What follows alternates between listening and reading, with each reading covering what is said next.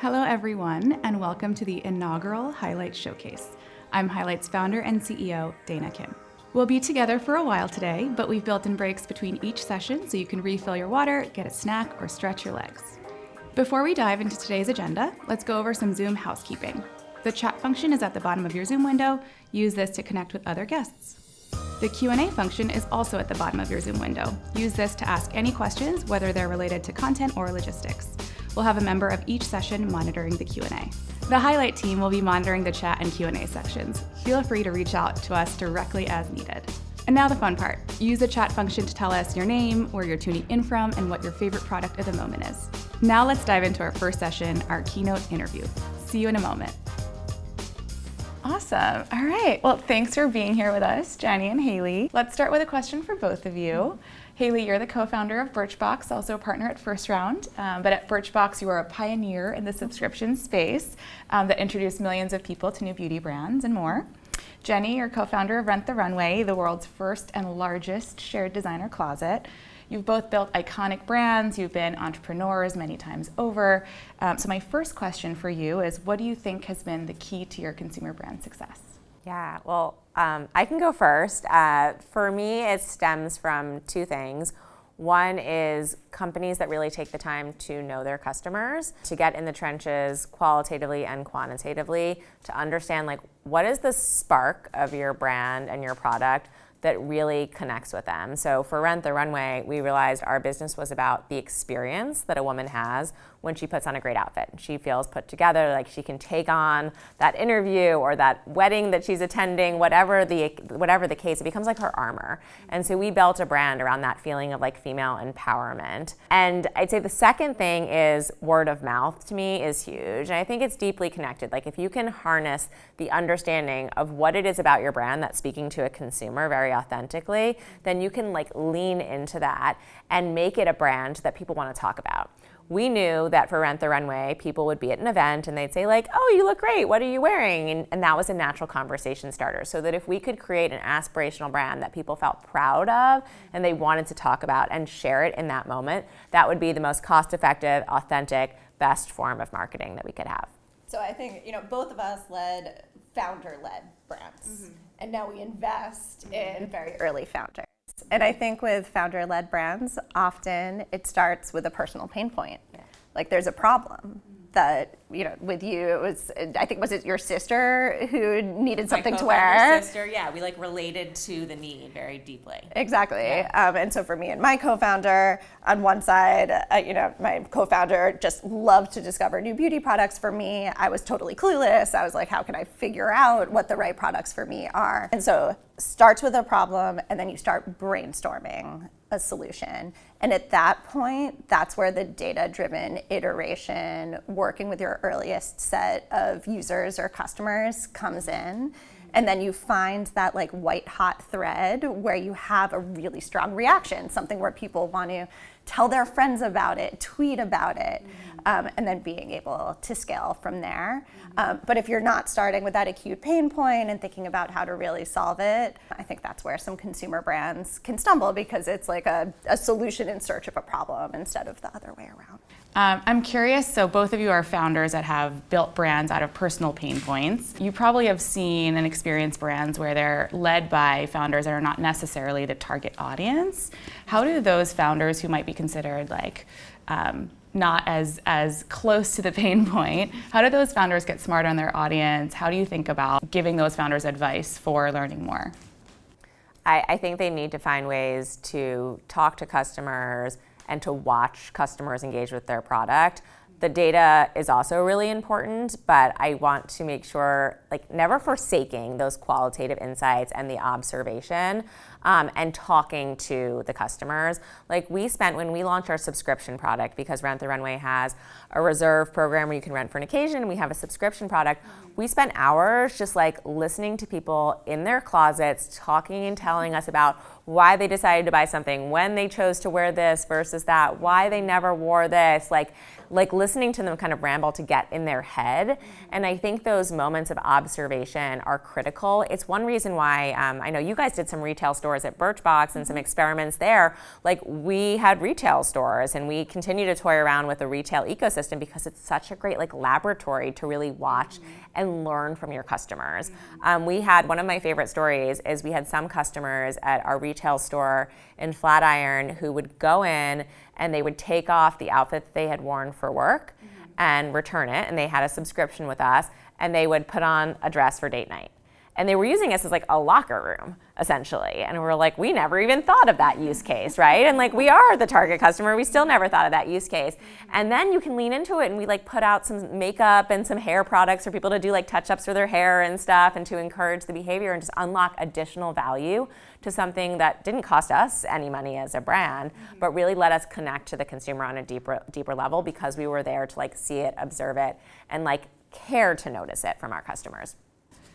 Haley, what about you? What do you think? I think it's really a mix of data and then stories. Yeah.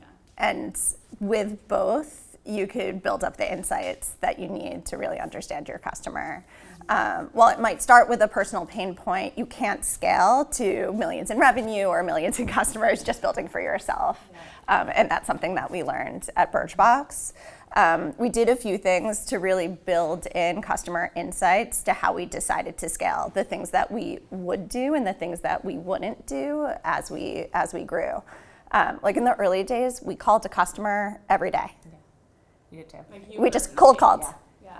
And we said, why did you sign up? How did you hear about us? What were you expecting? How did what you received compare to what you were expecting? And what can we do to make your experience better?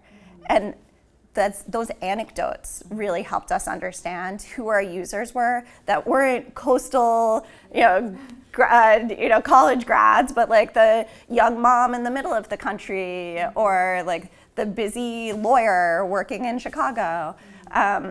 And then we continued to scale that. And another thing that we built in is a culture of experimentation. So we wouldn't just launch a new product line, we'd test it first. So before we expanded to retail stores, we did pop-up retail stores. We did it in a few different ways, in a few different flavors, to see, is this resonating or not? Before we expanded to men's grooming, which was a big departure for our brand, we didn't launch like a monthly subscription committing to doing that forever. We did a few special edition boxes. And we were like, who's buying this? Is it the woman buying it for the man, or is it the man buying it for themselves? What do they want inside? How should it be different than our core offering? And it was only with that data, some of which was good, some of which was bad, that we figured out what the actual launches should look like when we took down the lease to have our first permanent store, or when we launched the subscription for men's. Yeah. I think when you build out your team, it's another chance to like bring in diversity of age, of gender, of different, demographic backgrounds, all the things. And then it's about creating a culture where people feel free to speak up and voice their thoughts and share their ideas, and the curiosity that you can have as a leader about what someone who just graduated college might think and what their ideas are. I think that's another way to scale some of like the deep insights and intuition, so that when you're looking at data or you're looking at a customer video, you can really pick out what is the key nugget and the key insight. And I think that like we did customer calls early on too, and the way we tried to scale that, and I think is a very powerful tool, is also like your customer service team. We called it our customer insights team, but I think so often customer service gets thought of as like a cost center, and instead it's also this like amazing repository for so much information on a very recurring basis. And there's like better and better tools. There's a company I work with called Melody Arc. There's like better and better tools these days to also like compile that data, pull out the insights, make your company and business better. I mean, Highlight showing us about so many ways that you can like leverage data in this scalable way to take these nuggets of insights. But we have it every day with customer service, and putting your team in those seats sometimes is another way that like gives you exposure. Sending out a weekly like highlights that we've learned from our customers just by virtue of servicing them. So I'm surprised we've gotten this far without mentioning the word AI yet. Yeah. I like thought you were going to. Dancing. I thought you were going to. But I think that is one of the most exciting things as an investor that we see when it comes to consumer insights, in terms of like, it's not always structured data. Surveys are great, but sometimes you need stories, or sometimes it's the customer service tickets, and that's all unstructured, but that's hard to parse through and hard to get trends. But now with LLMs, it's pretty amazing how possible it is to have real-time insights out of that unstructured data and use it to inform what your company is prioritizing. So we've talked a lot about embedding your organization with customer centricity, how you have a culture of experimentation, of customer centricity, rituals and tactics to really understand your customer, whether you are the target audience or not. What about externally? So a lot of our customers, our partners use Highlight for competitive benchmarking. So I, as a granola bar company, am going to test my granola bar versus other granola bars. Maybe it's a category leader, maybe it's a direct competitor, and I'm going to take that data to Target or to an investor to prove to them, show, not tell, that I am the superior brand. Are there any examples of companies either that you've considered investing in that have done a good job of showing, not telling? Or what would resonate with you if you haven't actually seen that in practice? I mean, I think that's the key, is the don't say you have to take my word for it, but is to bring both the data and the anecdotes to investors to help them understand. We're both generalist investors, right? We invest across categories. So we're never going to come to a conversation with a founder with the depth of market insights that founder has. But at the same time, we're not just going to take their word for our product is better. We want to see the survey data, we want to see the market research, and it really, really helps when that's brought to life through stories. I actually really love when there's video clips, because that helps really see who is the buyer, how are they reacting. It makes it just 100x more vivid when it's not only bar graphs, but it's also individuals' case studies and their actual voice. And that helps us understand and get on the same page with the founder. It was the show don't tell phenomena strategy was the biggest game changer when we were pitching Rent the Runway, because we were pitching to mostly male VCs who didn't connect to the emotional relationship that women have with fashion, right? All men think it's crazy, why do you need 100 things to wear and all these options? And we realized unless you actually had videos that showed that extra bounce of confidence, that extra strut that you have when you put on a great outfit, that it wasn't really possible to encapsulate why it's so important. It's not just about the cost or the convenience. It is about building this brand of female empowerment. And that is, I think, really what helped us get through to male VCs in particular. And I think when it comes to competitors, I think there's so many markets where on the surface it looks like there's maybe not an opportunity for a new entrant. Actually comes to mind a company that we both know, Studs, which is an ear piercing studio concept. Yeah, we're both investors. You've been able to get your ears pierced since the caveman days. Right? Why do you need a new type of ear piercing studio? The market at its surface might look crowded, but what this founder was able to do was first share her own personal story of what her options were when she wanted to get her second hole in her ear, and how it was she could go to antiseptic doctor's office, she could go to a Claire's or another mall-oriented option that was bubblegum pink and it was meant for 8-year-olds, and she was 28, or she could go to a dark tattoo parlor where piercing was not the focus. And so of course you could, there was competition at the surface, but what she was able to show, both from her personal experience, layering on survey data to support it with the show don't tell, was that there was actually white space in what might have been a crowded category. And so sometimes you've got to break through a few layers to be able to show, sure, there is competition, but they're competing on different vectors, and what the customer cares about. In this case, it's millennial and Gen Z women who want a great Instagram post, is not being well served by the options that are out there. I think it's a great point where you have some businesses that are offering a new service, a new value prop. And I'd say Rent the Runway and Birchbox probably more fit into that bucket. Then you have plenty of awesome brands and businesses that are just doing something that already exists, where maybe the market's potentially crowded or feels served, and they're just trying to do it better. They're trying to do it with like a better tone of today's customer. I sometimes say it's like not what they're doing, it's how they're doing it. They've like really That honed really into resonates. that core customer and like the zeitgeist of the time, right? Whether it was like Bombas socks we just mentioned. Studs is a great example. We have a company called Partiful in Initialized Portfolio where it's like there were a lot of invites and events services that were out there. And I think for a while, like Paperless Post really harnessed the moment. And then it's like, okay, what is the next chapter of how you mesh kind of social interactions with people and events and the digital and the physical together. So I think that's where it's really special to find those brands that unlock those consumer passion points and build around that. Sure. And I think it's sometimes what I say is that you need to be competitor aware, right? You can't have your head in the sand, but you also shouldn't be overly rotating based on what competitors are doing. And the vision is so important, and understanding your customer underpins all of that. Yeah.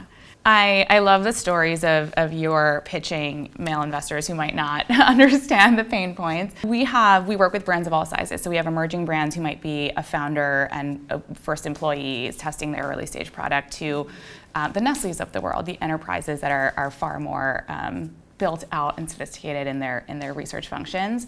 But in either scenario, there is a need to show, not tell, and raise money as the early stage, or convince a stakeholder, or win budget as a later stage builder. So I'm curious, you mentioned, Jenny, that when you were pitching, you were showing and you were like really focusing on consumer insight. Were you showing video snippets like some of Haley's prospective companies, or like what were the specific like tactical slides in your deck or data points that you would point to and be proud of? Yeah, we showed videos of customers talking about the product, of like how they like looked and you could see how they felt when they were in the product. But we actually even invited potential investors to come to trunk shows that we were holding for customers. So like the Scott friend who ultimately invested in Rent the Runway, he was the only one who came, and he brought like an associate on his team who I still talk to, who was more in the demo also, but like came and saw with his own eyes like the reaction that these like college women had at the trunk show that we were doing, which I think says a lot too about like I as an investor now try to put myself in those shoes. It says a lot that like he came, he cared, he realized that he didn't fully understand and get that customer perception, that customer experience, but he like cared enough to try to step into that world. So that was powerful. I built a business called Jet Black for Walmart, and we did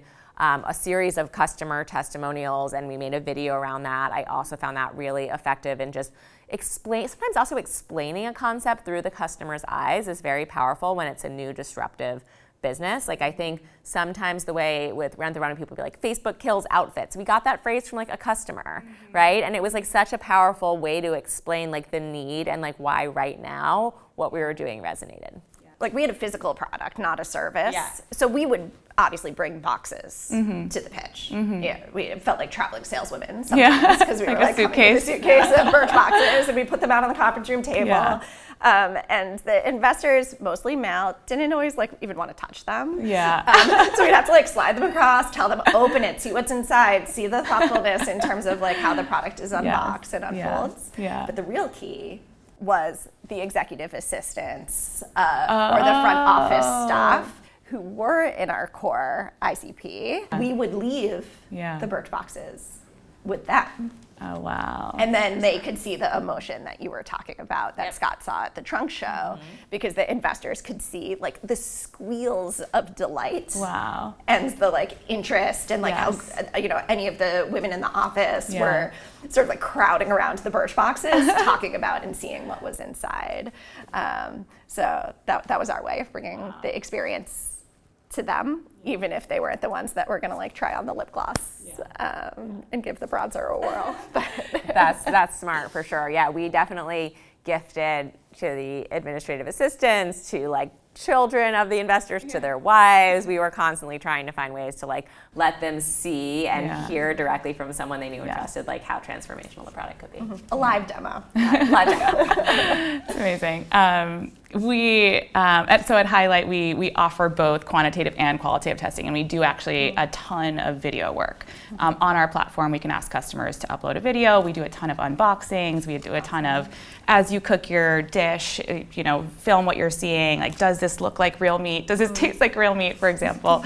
And so the stories that you are talking about really resonate, because we see our customers sort of light bulb moments go off when they're in a home and they're seeing the beauty of technology, the beauty of scale technology, and going in home via a software, is that you can see the middle-aged mom in the Midwest, you can see the high-powered lawyer in Chicago, actually experiencing your product live, take those snippets and bring them to stakeholders, or bring them to your teams. That's like goals, Yes. being able to show that, especially Yeah. in home, in context. Yeah, and we have a lot of our consumers, our customers, coming onto the platform expecting to just run a survey. That's, I need scaled insight, and so I'm coming here with a laser focus on just something quantitative, and then we surface, what about if you were to add 10 videos, 20 videos, and that's where they spend their whole time when they're in the analysis. It's really surprising the weight of qualitative feedback. Yeah. And when you can do it online across the US and get into homes everywhere. So powerful. It's really, really cool. I wish, we have gone through so many lengths to constantly do qualitative data collection around the runway at various points, because I think that's the other thing, is like, it doesn't end the first time you find product market fit. Yeah. Like, your market's changing, your consumer is changing, like the competitive landscape is changing, so you constantly want to understand, what do consumers think of you, and are you resonating, and learn about these new use cases that might come up. Yeah. And I think the funnel for us was very much like, you find a nugget of data through analytical insights, but then digging in deeper, and hearing many different people talk about it. So one example, why don't you rent? Some people would say, it doesn't, I'm worried about the fit. Like, I'm worried it won't fit. And then some people would say, oh, like, I don't really have enough events. So we're like, okay, fit.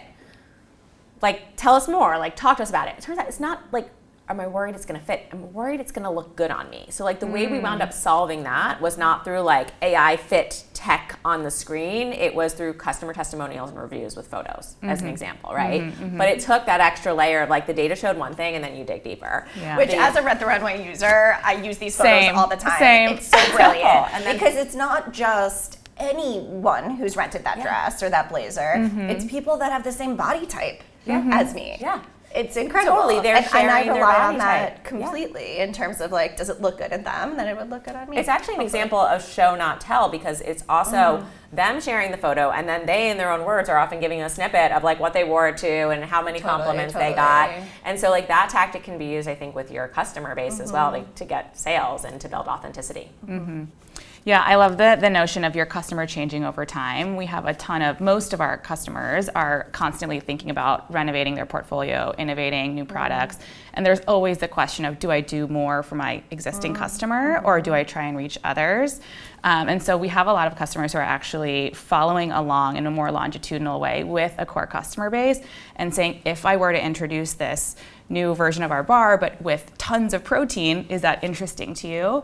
And then also augmenting that research with high protein users that are maybe not your core customer base, and seeing like side by side, where does it resonate more? Are we alienating our current customer base? And like following over time, okay, they said yes to high protein, but they're saying no to high fat, or like the staying close to your core customer and repeatedly going back to them over time, but also entering into new segments has been sort of a trend we've seen across every single one of our customers.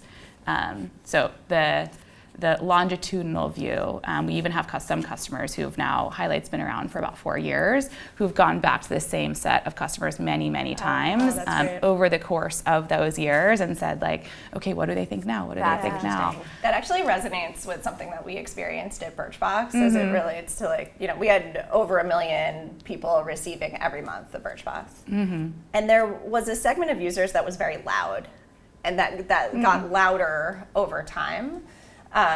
Which I would call the beauty enthusiast. Someone who would want as much beauty products as possible. They were experts, they had a lot of stuff already, and they were making a lot of noise. And if we only listened to what we were seeing at the surface, we actually like wouldn't have paid attention to what was the majority of our user base, but was a little bit quieter, which was our core customer, which is like the beauty curious, the customer that really needed our service to help her understand what's right for her and why, and who wasn't well served by other options.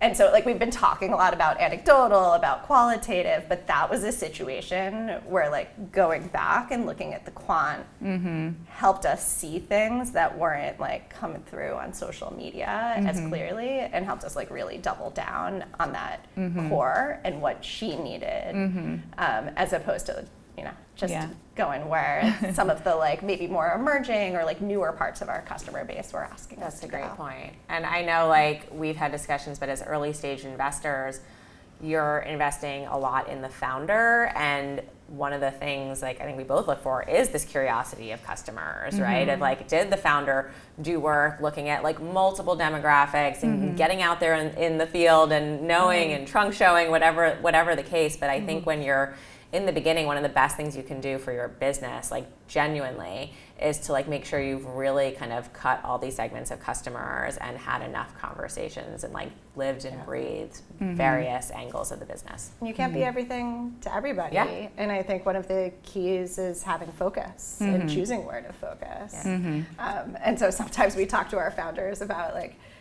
you've got to fire the customers that aren't the right fit for the product that you know you need to build. And it's tough, I think, for builders to say no to something, to like everything. Adding all the protein and like going in that direction. But like truly knowing your core and what your competitive differentiation is so important when you're trying to have that focus. Yeah, people would always say like, why don't you do like wedding dresses? And we're like, oh no, we don't want that customer. Like that customer, this is like her big day, and everything's gonna be That's like a one-time customer, hopefully. Definitely one-time customer. Like if they want to use our white dresses for their wedding, they can choose to do that. But like I think how you present yourself and the customer expectations you set really matter, and then finding that right fit of who's there to receive it on the other end. Haley, you mentioned, as you're talking about your segments, her and what are her needs, you also mentioned you thought about male grooming or went potentially? This is all long time in the past. It's been 8-9 years since I operated at Birchbox.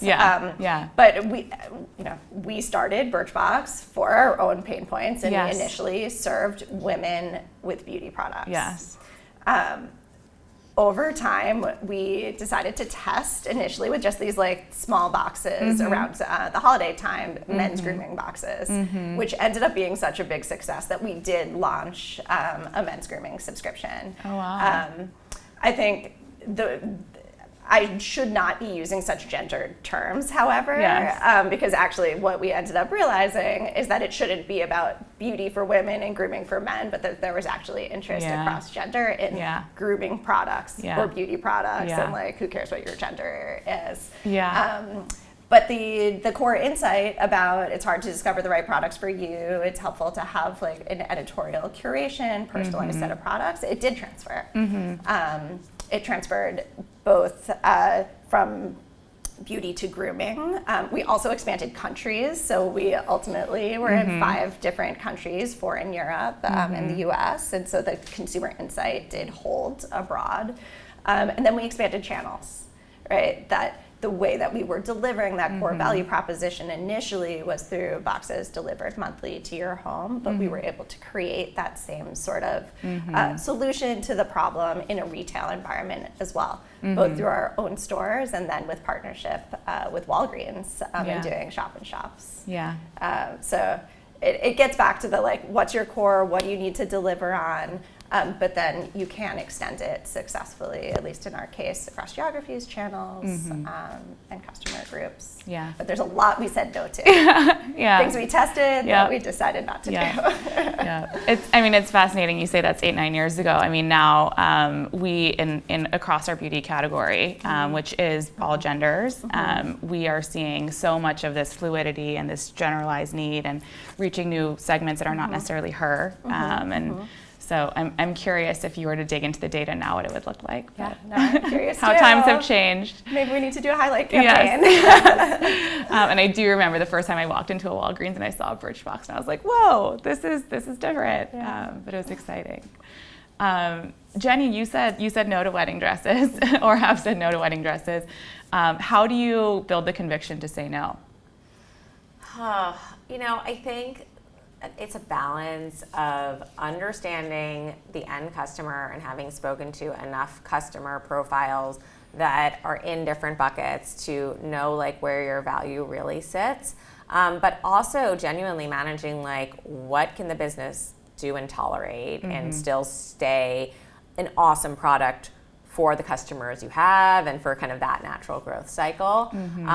So for our business, like we truly believe that Rent the Runway is applicable to like everyone within the country. There's just still so much opportunity, and with subscription and the fact that we rent blazers and jeans, like you can rent for every day. Like it's now not just for special events. So I think, there's a market sizing aspect of where is the additional like lifetime value you can get that was considered. I think there was like really understanding like the bigger dollar opportunity market-wise of getting someone to engage with this product on a regular basis versus going for like a truly one-off, hopefully, event of like a wedding. But yeah, I think operationally servicing, like there's a whole logistics component to Rent the Runway, which is like incredibly complex, and just getting orders in and out the door is one thing, but like, we are cleaning them, we are repairing them as needed. And I think the category of wedding dresses is just at a whole different level of that, and then the operations that you need to create to support that is different. Yeah. Okay, cool. Speaking of different, you have another business that you've started with your family. Yeah. Tell us more about that. It's been really fun. So I started a company called Roll Rider with my kids. It's rollrider.com. It's a scooter suitcase business. So when you're traveling on an airplane, typically, you can take this product. It's a scooter as a suitcase kind of attached to the front, and you can fold it up and you put it in the carry-on, and it makes like the schlep through the airport fun, less whining from your kids. It really came about because my kids and I had been using scooter suitcases. There's other products on the market when we were traveling, and it was like game changing for us in so many ways. And yet there were like issues with the product that we would constantly call out, or like, we wish it was a little bit bigger. We wish that the handlebar height would adjust so that I could still use it even though now I'm 10 years old. We constantly felt like, why aren't there more of these, and why isn't someone solving the problems that we saw? Combined with that, it was such like a word of mouth friendly product, meaning like every time we would travel, 30 people in an airport, like my kids feel like celebrities, like they're that would like comment, where did you get this? That's great. That's such a fun idea. And so like that was a really cool feeling for the kid to have. But like it also speaks to when you have an ecosystem where you're like, I know that people want this because they're talking and asking about it, but it's also putting it in a place where it's high traffic and a lot of visibility and noticeability. Like the marketing opportunity there is really big. So eventually I was like, kids, like, this is how people start businesses. This is why people start businesses. Like, this is all the things I preach. Like, you see a problem in the world, you're passionate about it, like, you understand the consumer, like, you can do something about it. And so we went on this journey to show my kids, like, how companies get created, like, from scratch, from that light bulb moment to actually creating. We, created a Shopify site. We did a photo shoot. The kids were in the photo shoot. We went through like naming exercises and branding exercises and color palette. We looked at the competitive landscape of how is our product going to be different. Were there any surveys? There were so many surveys. Like, I'm sure you got surveys as a mom, but like we definitely surveyed customers. I like did a focus group with their friends, with kids, to try to understand more about it. So fun. It was really fun to unlock all these insights. It was also fun for me. Like, I hadn't built in the Shopify ecosystem. I hadn't created a physical product before and sourced from China, and the product is actually like going into mass retail this coming holiday season. I had never done that before. So learnings along the way. Which, this is like her side hustle. Yeah. I love this. I'm like, when in the casually day? launching. the kids are running it. The kids are running it. Yeah. And for the audience, how old are your kids? My kids are 12, 9, and 7. Oh my gosh. So they're running it. Yeah, they've got this. No, it's like most businesses, it's like been a lot more work than you ever expect, which is the only way entrepreneurs are crazy enough to go after something. Yeah. But one thing I really value about it is it's unlocked all these other investable categories, like these areas that I now so deeply relate to the pain point of something in the Shopify ecosystem that doesn't exist, or something in like sourcing from Asia that's just like a total pain point, right? Like there's like a lot of things that I feel like now I'm so much more attuned to, and I can help founders and understand when I see a business like, wow, this is a really important problem that they're solving. Amazing. Okay, final question for you is, now that you're on your second, third, fourth, fifth, you name it, venture, you've learned a lot.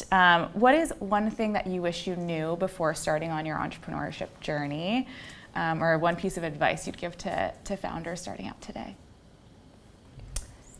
So I actually think, in terms of one thing I wish I knew, I actually think that a certain level of naivete is helpful. It's really important. That if you know too much, then you might be too intimidated. Oh, so you don't have any advice. You're like, just. So my actual advice is just get started. Like, I think sometimes people who are, should I do this? Should I start this business or not? They're thinking too far down the road. When what matters most is just like, what are the next 3 things you're going to do to get some more information, to get the ball rolling, and to like start that test, learn, iterate process. So don't overthink it and just get started. And what you don't know is powerful is my advice. Yeah, I love that. I think that in the spirit of that, something you can always do as a first step is like be customer curious and learn about, like, even as a B2B customer, like they're a company, there are customers still, right? So just like doing the surveys, doing your own focus group, like wine and cheese nights, like doing a hacked version that's totally not scalable to show that people might pay for a product, right? Like getting up a landing page with a wait list to see if people will sign up and have interest and appetite. I think it doesn't just show the fact that like you are obsessed with knowing your customer, but it also shows like an aspect of like hustle and like desire to like move and go fast. And part of this journey is like moving as fast as you can before you run out of cash and runway, and so that you can scale a successful business in the right time. So I think, customer obsessed, the hustle. Something my co-founder and I have said many times to one another is like, no doesn't mean no, it means not right now. And I think it's just like, it's the founder mentality. Like I think it's just this mindset of optimism, positivity that like you just need to bring, because not every customer is going to like your product, and not every insight that you figure out is going to be like great, and there's going to be like road bumps, and just kind of having that resilience amidst it and positive attitude, which you need for your team also. Yeah. Awesome. Well, thank you so much, Jenny and Haley, for joining us. This has been very, very fun and very insightful. So fun. appreciate So the fun. time. Thank you, for having Dana. us. This was great.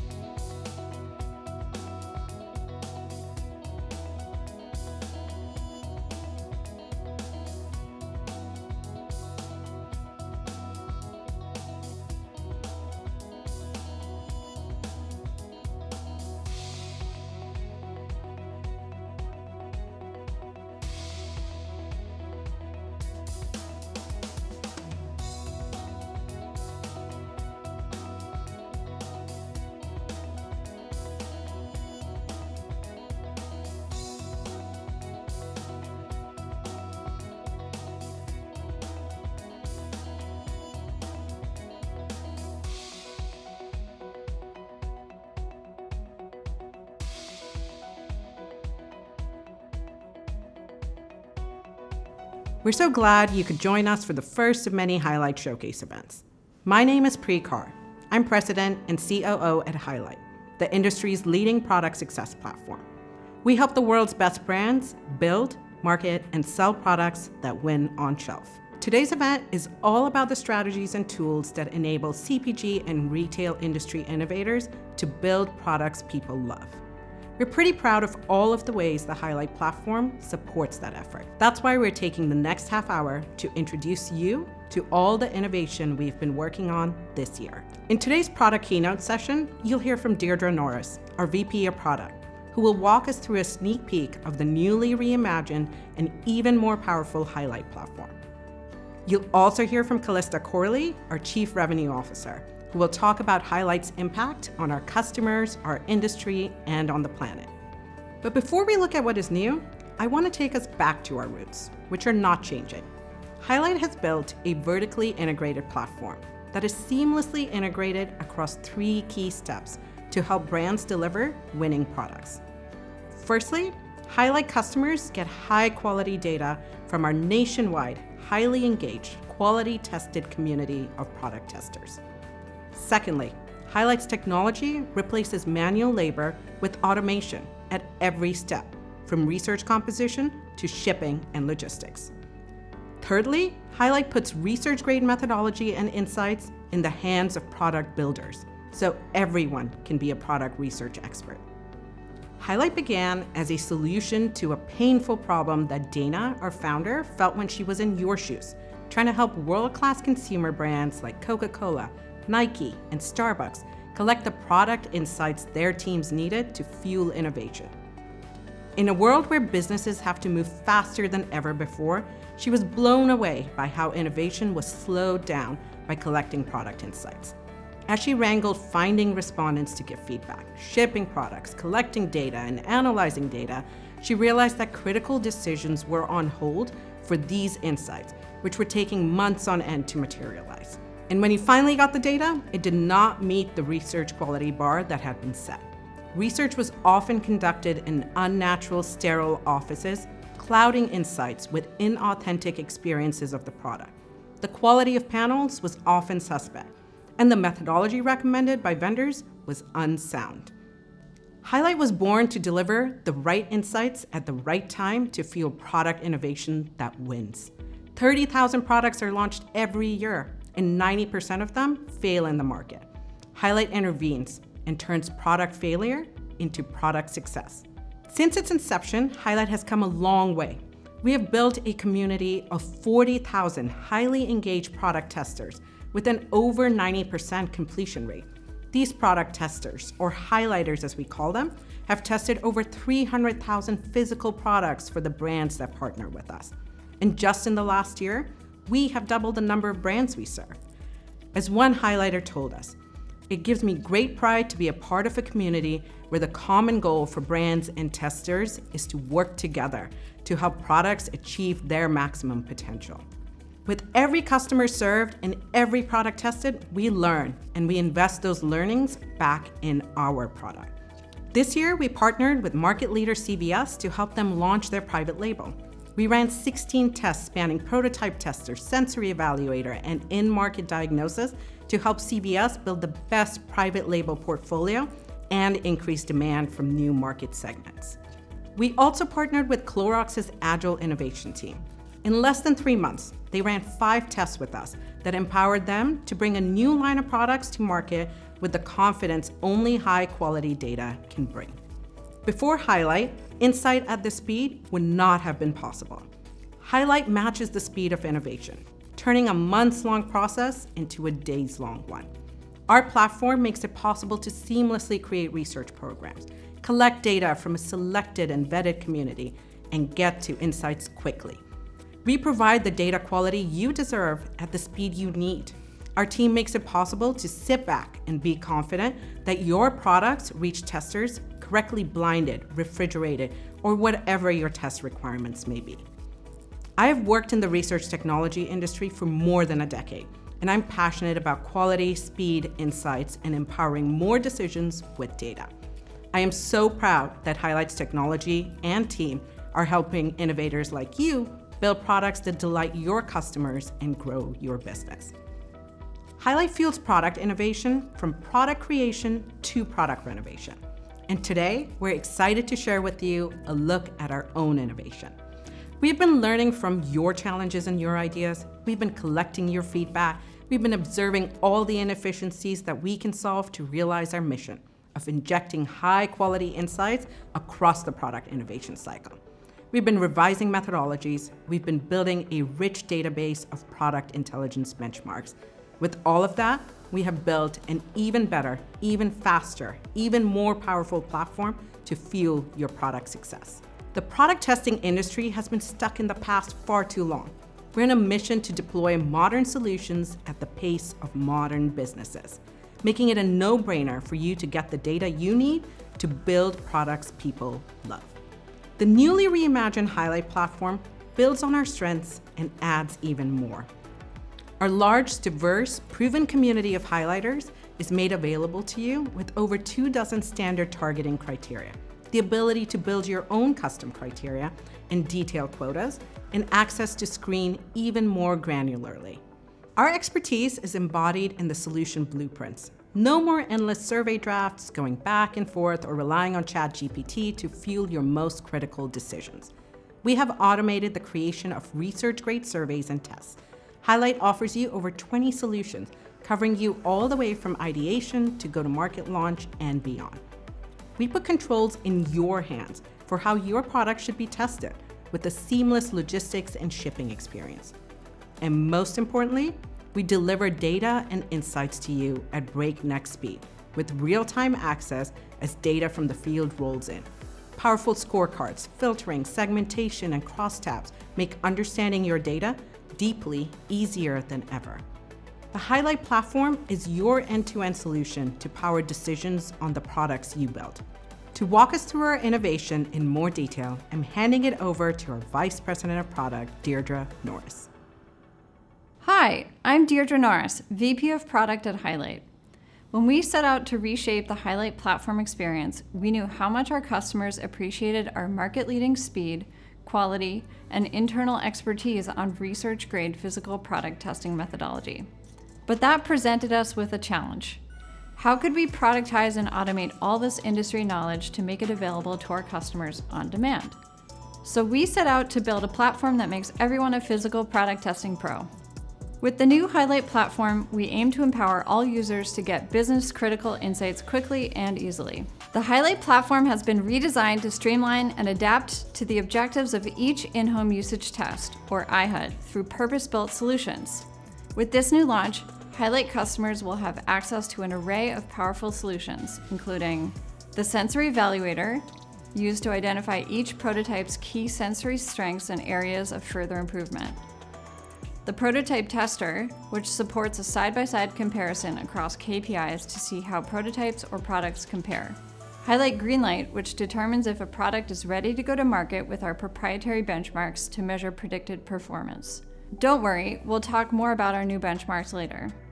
The Alienation Assessor, which helps understand the impact of product changes on performance. And finally, the Product Refresher, which identifies the most beneficial changes for improving in-market product performance.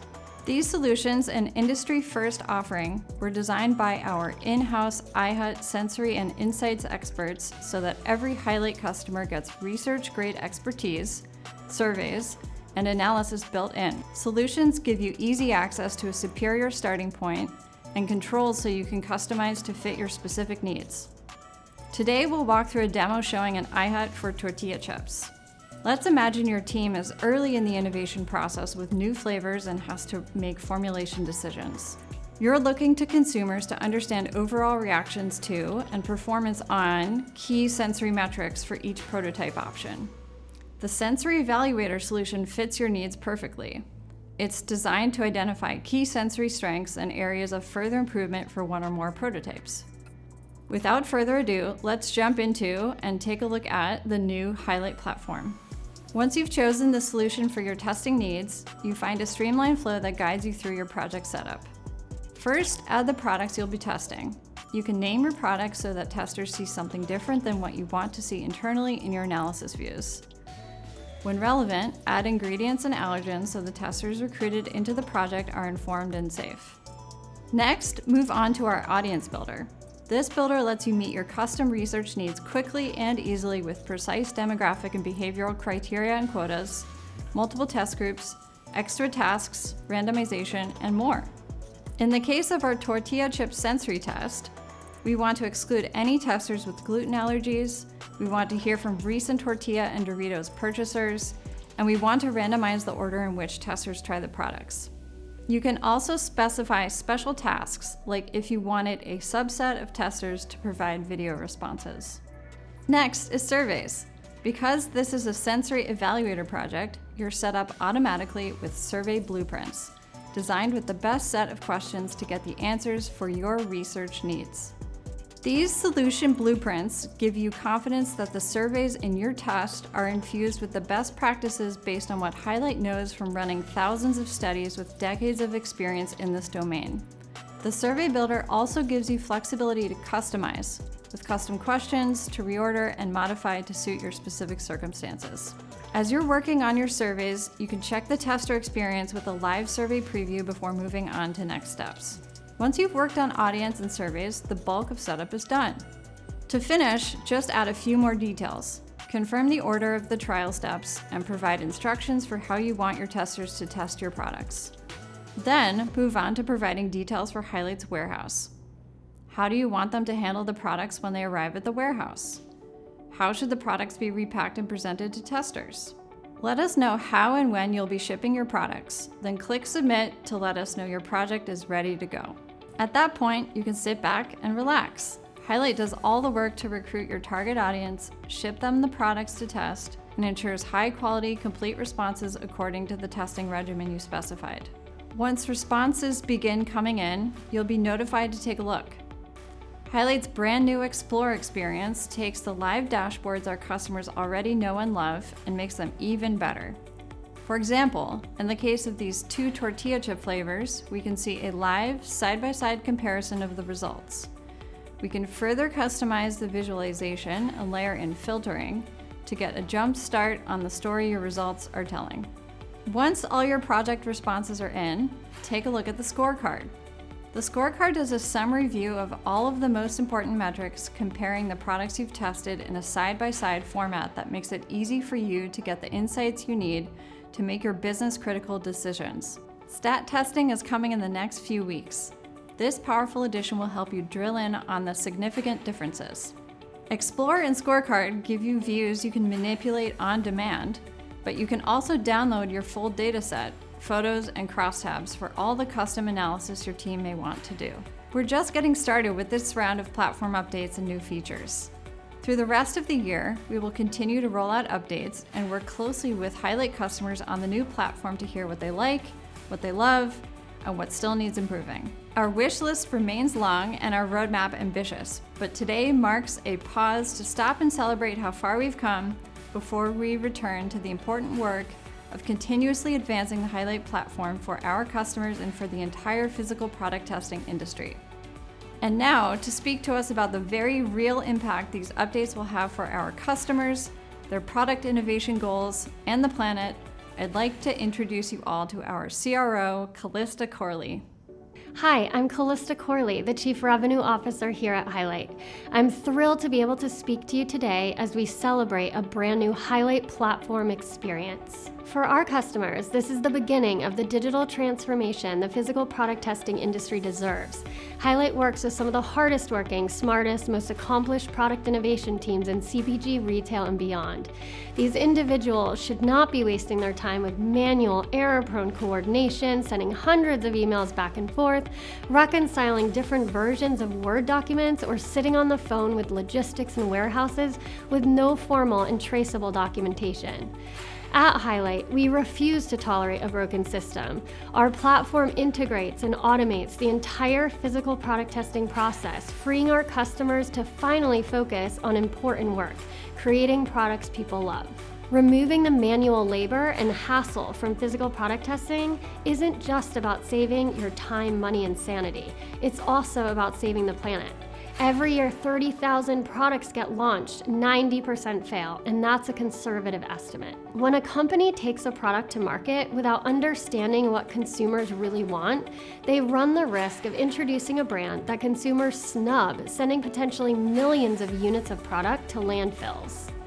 Brands innovating new products or making changes to their product lines have a responsibility to ensure the physical products they bring to market give shoppers what they need and nothing the world doesn't. Today, we're producing more consumer goods than ever before. Innovation cycles are shrinking. Processes that used to take a full year are running on 6 or even 3-month cycles. Shelves are saturated, not just competing with the other brands on the shelf, but every brand finding a foothold in e-commerce too. Consumer demands shift as quickly as the latest TikTok trend, and all this pressure to stay ahead compounded by the economic uncertainty of recent years. More than ever, consumer brands need to rely on the roadmap of high-quality data to plot their roadmap to success.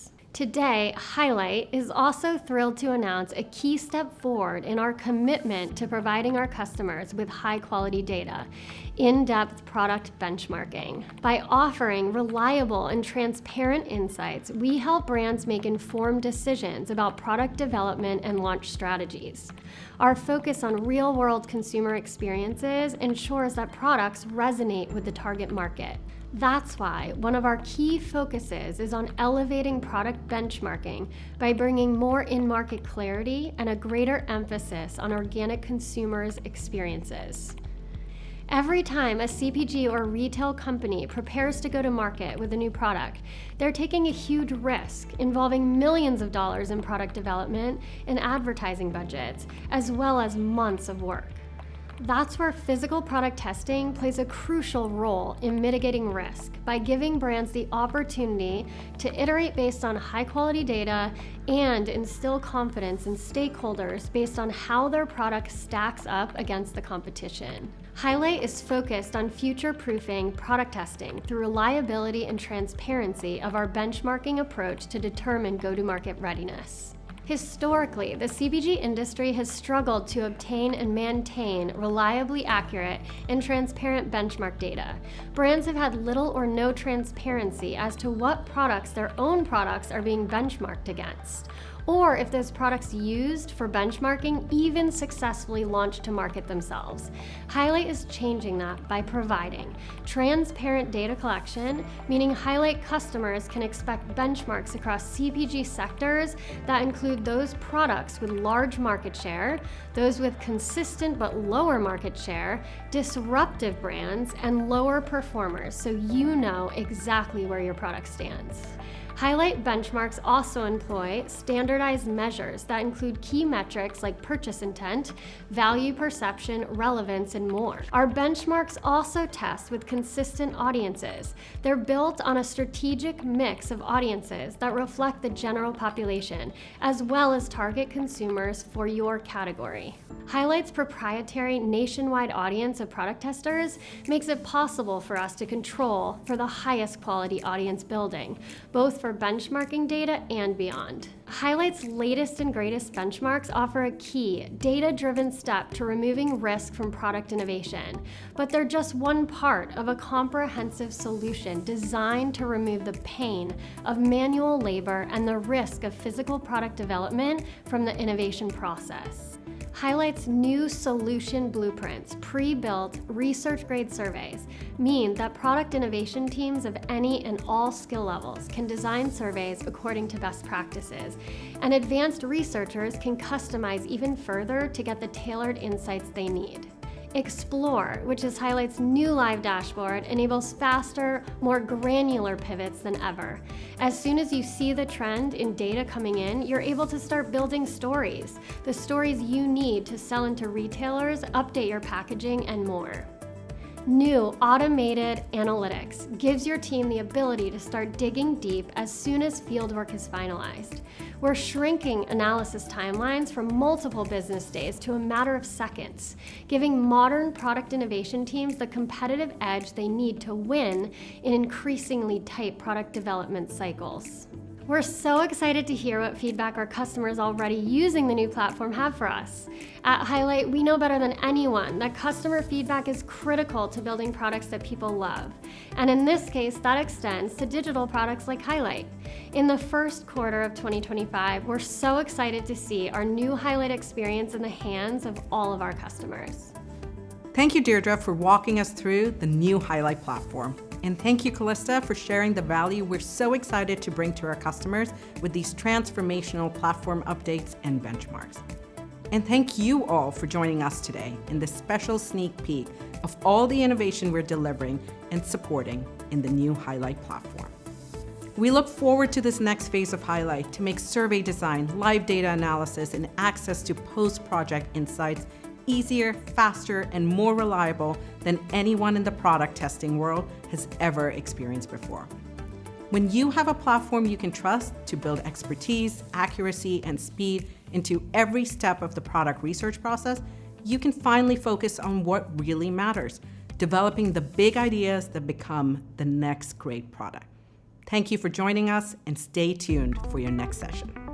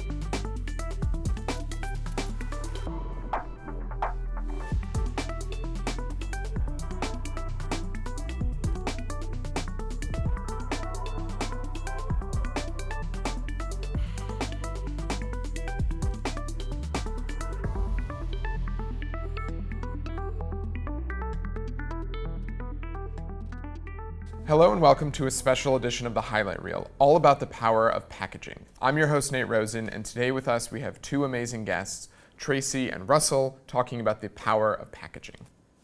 Hi, I'm Tracy Luckow. I'm co-founder and president of Whipnotic, the whipped cream company.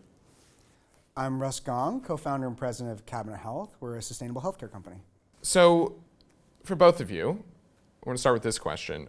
What trends are happening in packaging? And what brands do you think are doing it really well, other than your own? You first. Okay, let's do this. Well, first off, I'll start by saying it's awesome to be with the Highlight Group. We've been a big fan since the beginning of the company, and they have an epic team behind it. And so really, they're the best to answer some of those broader trends. I think from my vantage point as a sustainable healthcare company, the trends that we really see is, number one, really a focus on substantive sustainability. I think there's been some very clear trends on not just being able to provide it and make a claim on it, but getting really deep and measuring the material, whether that's the carbon footprint or the plastic footprint.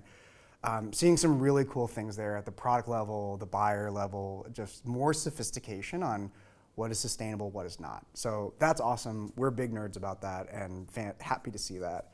I think another element that we're seeing when it comes to packaging, and this is not really in the cool areas that Tracy's going to talk about, but I think we're seeing a lot of consolidation of packaging. We've seen sort of this proliferation of like very fantastic designs, but as it starts to get in market, consumers start to feel all this variety, seeing some desire to consolidate and finding like what are the right big levers that really make the difference for the business, make the difference for impact, and excited to talk more about that later when it comes to the healthcare space. But Tracy, what do you think?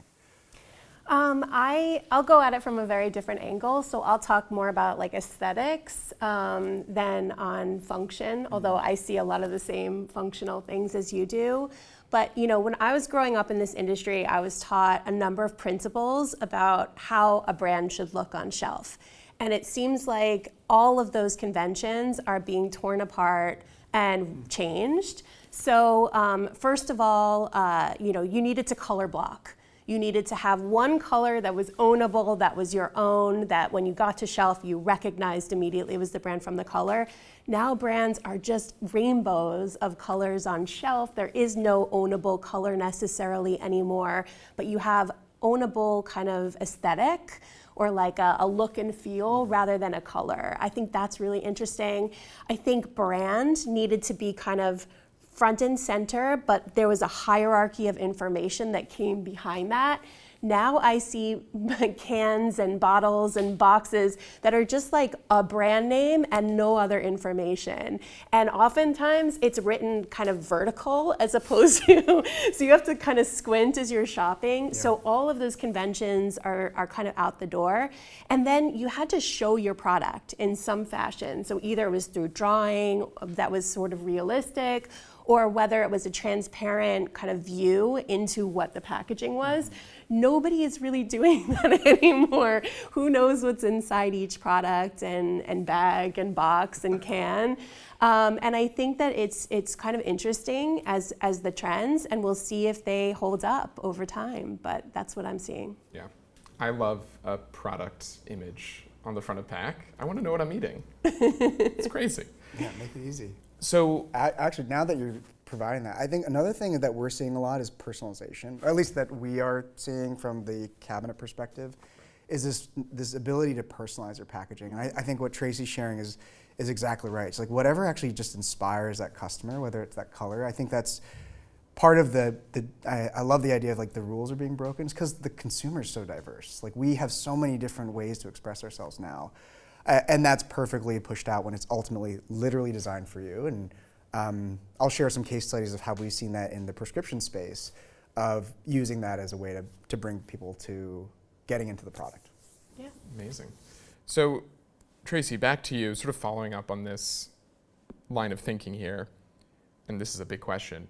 Does packaging really move the needle?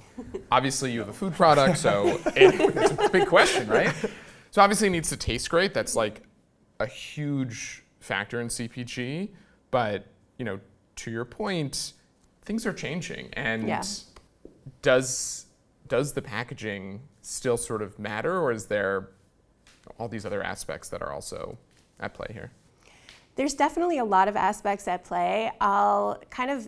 Growing up kind of in the insights world for big CPG companies, the rule of thumb that I was always taught was that a really good packaging change will be neutral. Meaning that you won't upset the apple cart at all, you won't lose anyone, which you might do if you don't update and modernize, but you won't attract necessarily new people. Throughout my career, though, I've seen both packaging drive incremental sales as well as completely destroy the trajectory of the brand. So I can give 2 examples. So the first example I'll go with was the negative one. So if I talk about the brand Tropicana, what are kind of the iconography, what are the things that come to your mind when you think about the brand Tropicana? Big orange. Big orange. I think about my kids throwing their cup on the ground, actually. But yeah, big relatable orange. story. Oh, relatable.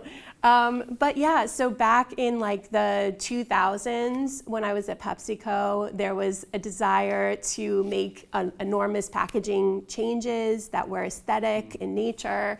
And one of the designers kind of removed the orange with the straw from the Tropicana, and the sales plummeted because Tropicana needs that cue. That is the cue that shows that it's the brand, that it's the quality, the premium nature, and straight from the source rather than the private label versions of it. And so that was an example where changing the packaging, nothing else changed. The recipe was the same, everything else was the same, but that had a really negative impact, and immediately they had to revert back.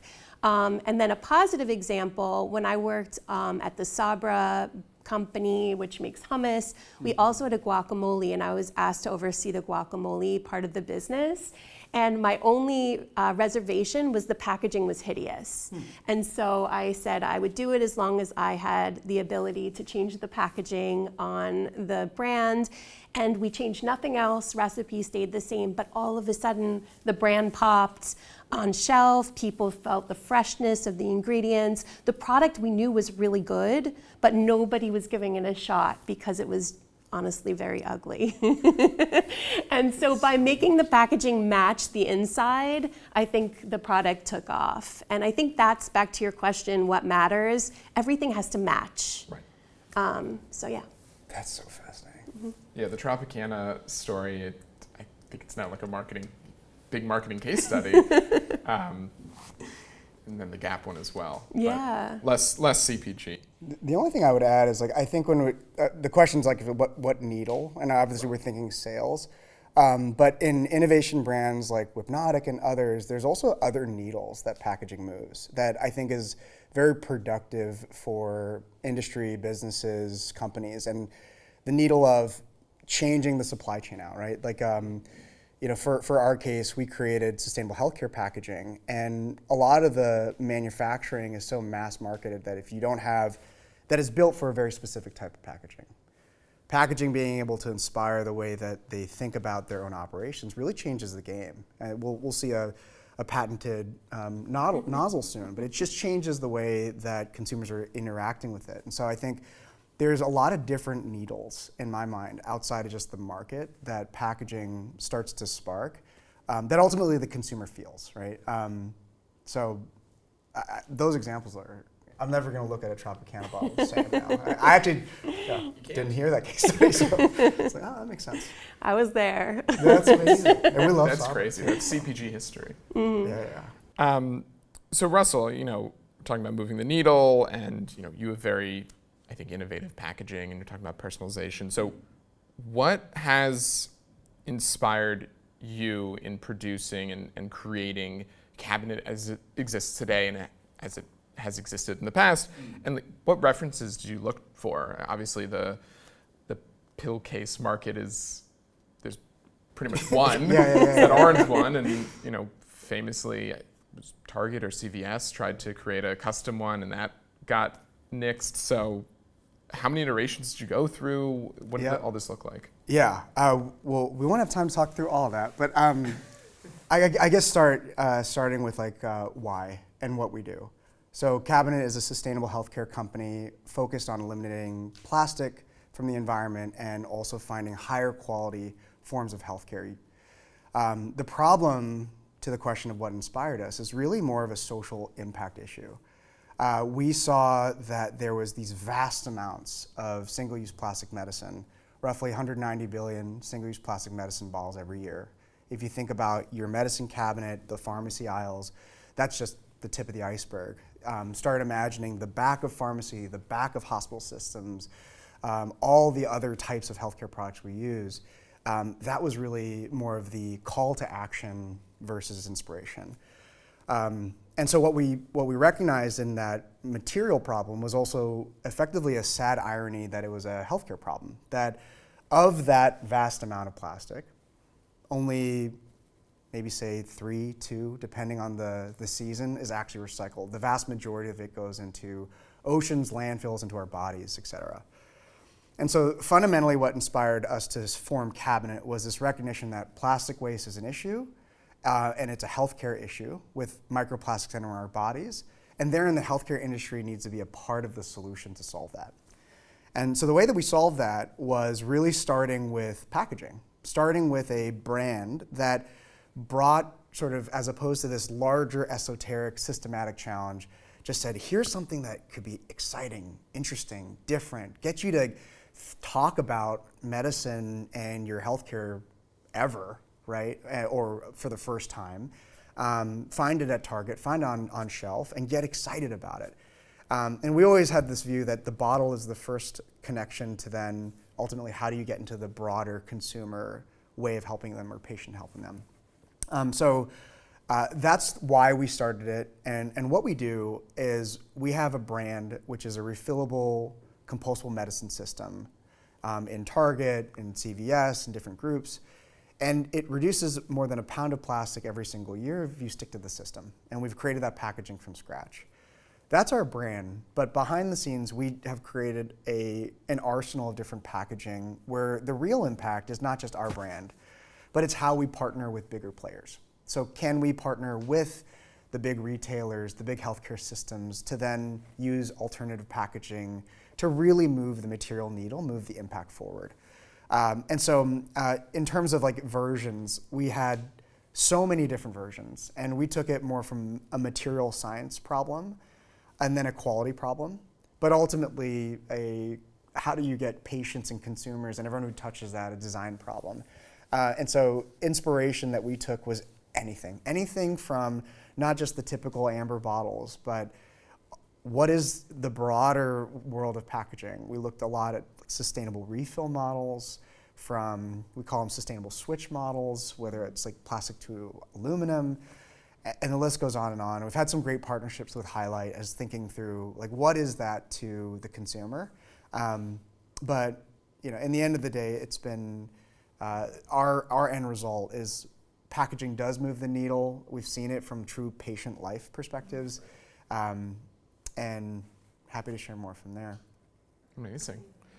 I'm sure you have a lot of packaging failures too. Oh yeah.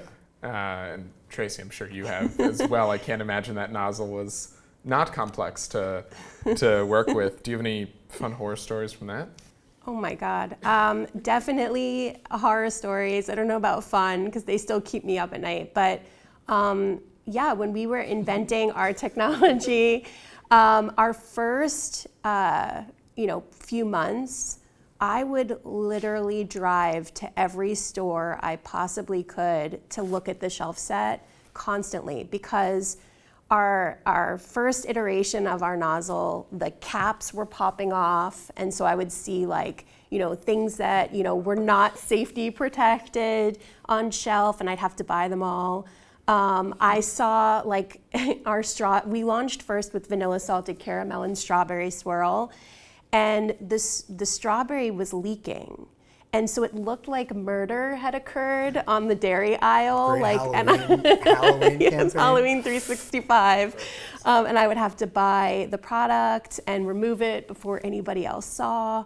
We really saw a lot of failures, and we used consumer feedback, insights that we were procuring from a variety of different ways, both traditional and very non-traditional, in order to make quick changes to our technology and improve it. But I think this happens all the time whenever a packaging form, no matter how simple it seems, there's just in the shipping, in the handling, in the supply chain, so much that can go wrong that traditional testing doesn't often catch when it comes to plastic and metal and how they interact going through mountains and things like that.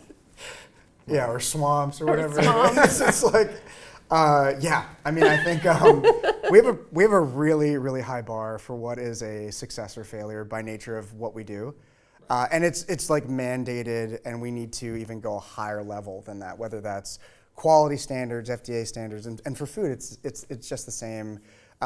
With pharmaceutical products or over-the-counter products, like there is no failure opportunity. So what that means is a lot of time in the proverbial oven of packaging testing. So we do, when we first got started, before we were even called Cabinet, one actually our moments was like, maybe we'll do plastic. And we were like trying to do different versions of plastic. And I remember getting a call from my co-founder, like we were trying this alternative plastic, and he's like, bro, it's melting, it's all melting, it's horrible. And we're like, all right, we're not doing plastic because like that doesn't make sense anyways because we're against plastic. So what we ended up doing was like a variety of different packaging tests for materials. And so that was compostable flexible films. We have probably 100 different iterations that we've created, manifested ourselves. We have glass, et cetera. And so a lot of that is just making sure you're really aiming right, not just from the consumer standpoint, from the quality, starting off, putting in the oven, doing all the required testing, and then for all those packaging engineers, like sustainability is absolutely possible. It just takes time and iteration. Right. So obviously, packaging failures. How do you make sure that the packaging feels and looks right when it goes online to social media, it gets into consumers' hands? What are some of the, I guess, unanticipated ways that packaging can backfire? I think there's a lot. I mean, I think using, I think Tracy's example is a perfect example of how her example of Tropicana is a perfect Bloody example murder in the grocery. of how that sort of, you make big bets, you make big bets, you got to iterate, and then in the end of the day, it's like consumer, but then it can affect it. Her current product is the example of success. I would say, like, I think that we as founders and builders are very obsessed with product market fit. And what really is challenging with packaging is its product market channel fit. And that's a very big difference.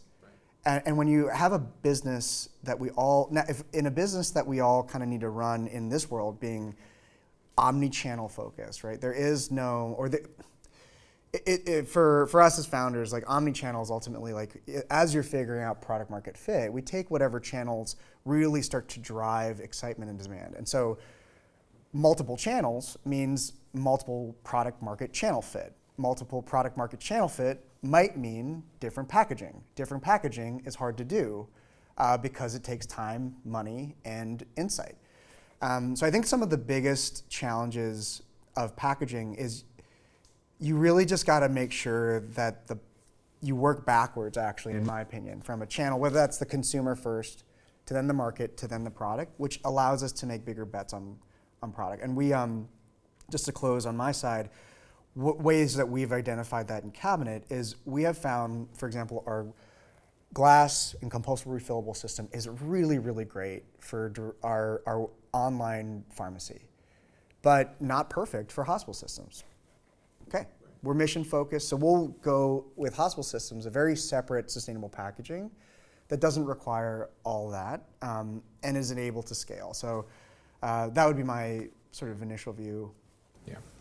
I would say, I would summarize failure in one pithy sentence, and then I'll expand on it. But I think that packaging fails when the expectation is not met that is set from the packaging.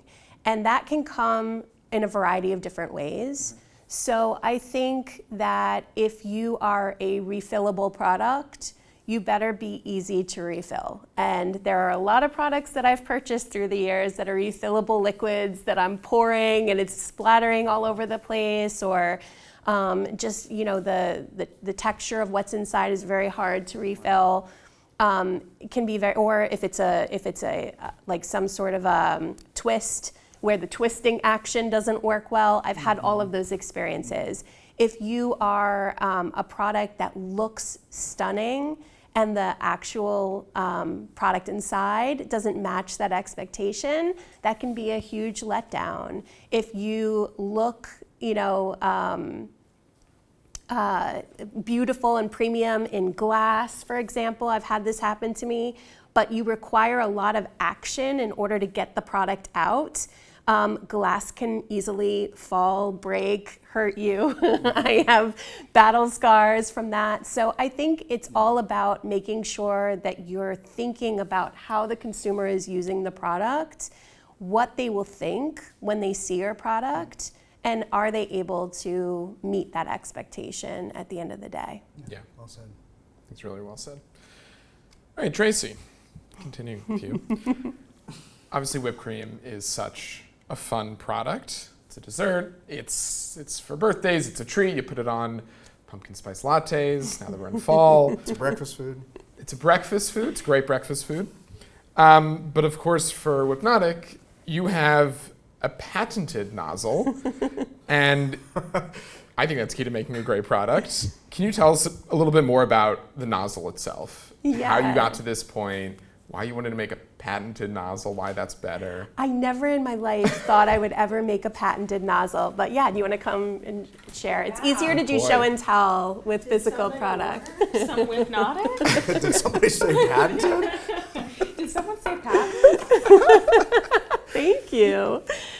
Yeah, so we set out to take a category that no one was really talking that much about and really reinvent it. And whipped cream is one of those categories that's 75 plus years old, hasn't seen much innovation, and in fact, aerosol cans haven't seen much innovation. And we decided we wanted to do something a little bit different. So we were very inspired by baristas and coffee shops and milkshake parlors and, you know, lots of places where they were swirling sauces and flavors into whipped cream, and we wanted to bring that to grocery.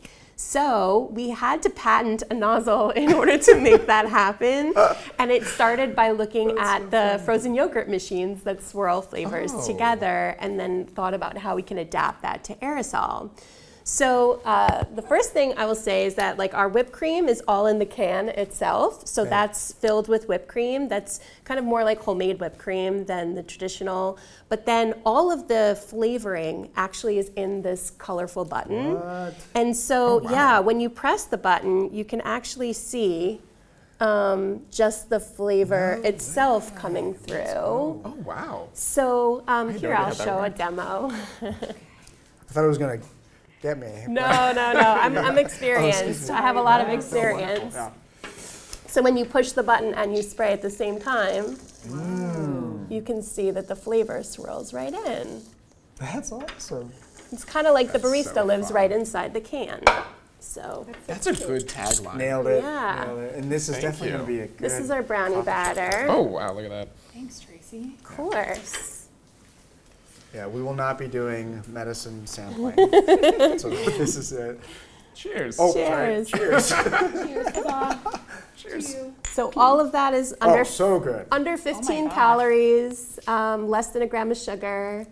So we have Wow. different flavors, but essentially, yeah, a Just patented this. nozzle was required. This is great for breakfast. Super It's sauce. the first thing I've had today. Yeah, my boys are gonna be listening. This is so good. Can we try the other ones? Yeah. Oh, wow, that's good. How about after? Oh yeah. So this would make for a More great out pup there. cup. Yeah, I hear that a lot. Pup cup.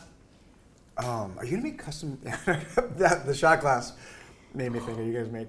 Yeah, there's gotta be like custom shots with it, not. We can do anything. That's amazing. But you can put to your idea of like, you know, consolidation. right? Rather than having multiple bottles in a coffee shop and all of that, like this basically allows for two substances to come together. I can't wait for a pumpkin spice one. Well, we're actually launching 2 holiday ones. We have Apple Crisp and we have Peppermint yes. Mocha launching in October. Oh my God. Yeah. Let's go. That's awesome. Yeah. Great on hot chocolate. Probably the peppermint one, not the apple one. The apple's great on cider.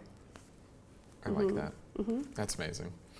So it does move the needle. I think it was, we're all giddy. All right.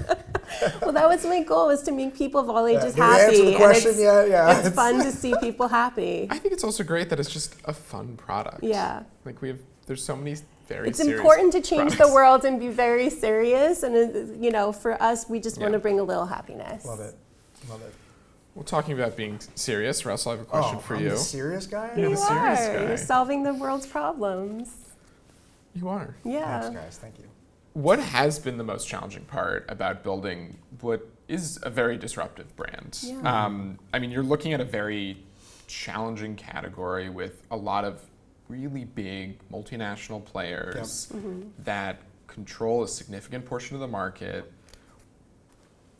How'd you make that happen? Yeah, I mean, we have a lot of work to do. I think that we look at our call to action truly from is the sustainable healthcare problem existing still? Are people aware of it? And that's really the work to be done. So I think to your question on what are the biggest challenges, for me, it's speed of impact. The market and the impact opportunity is all there.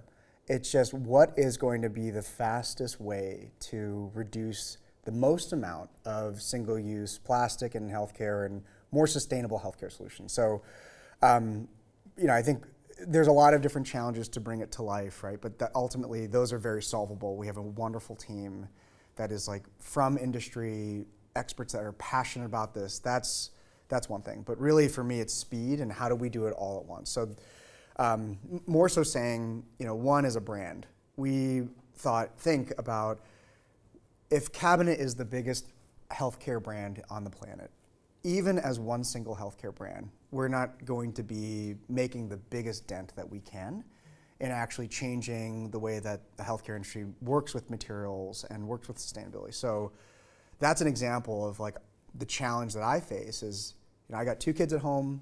I know what plastics do in our communities, and ultimately I want to move faster.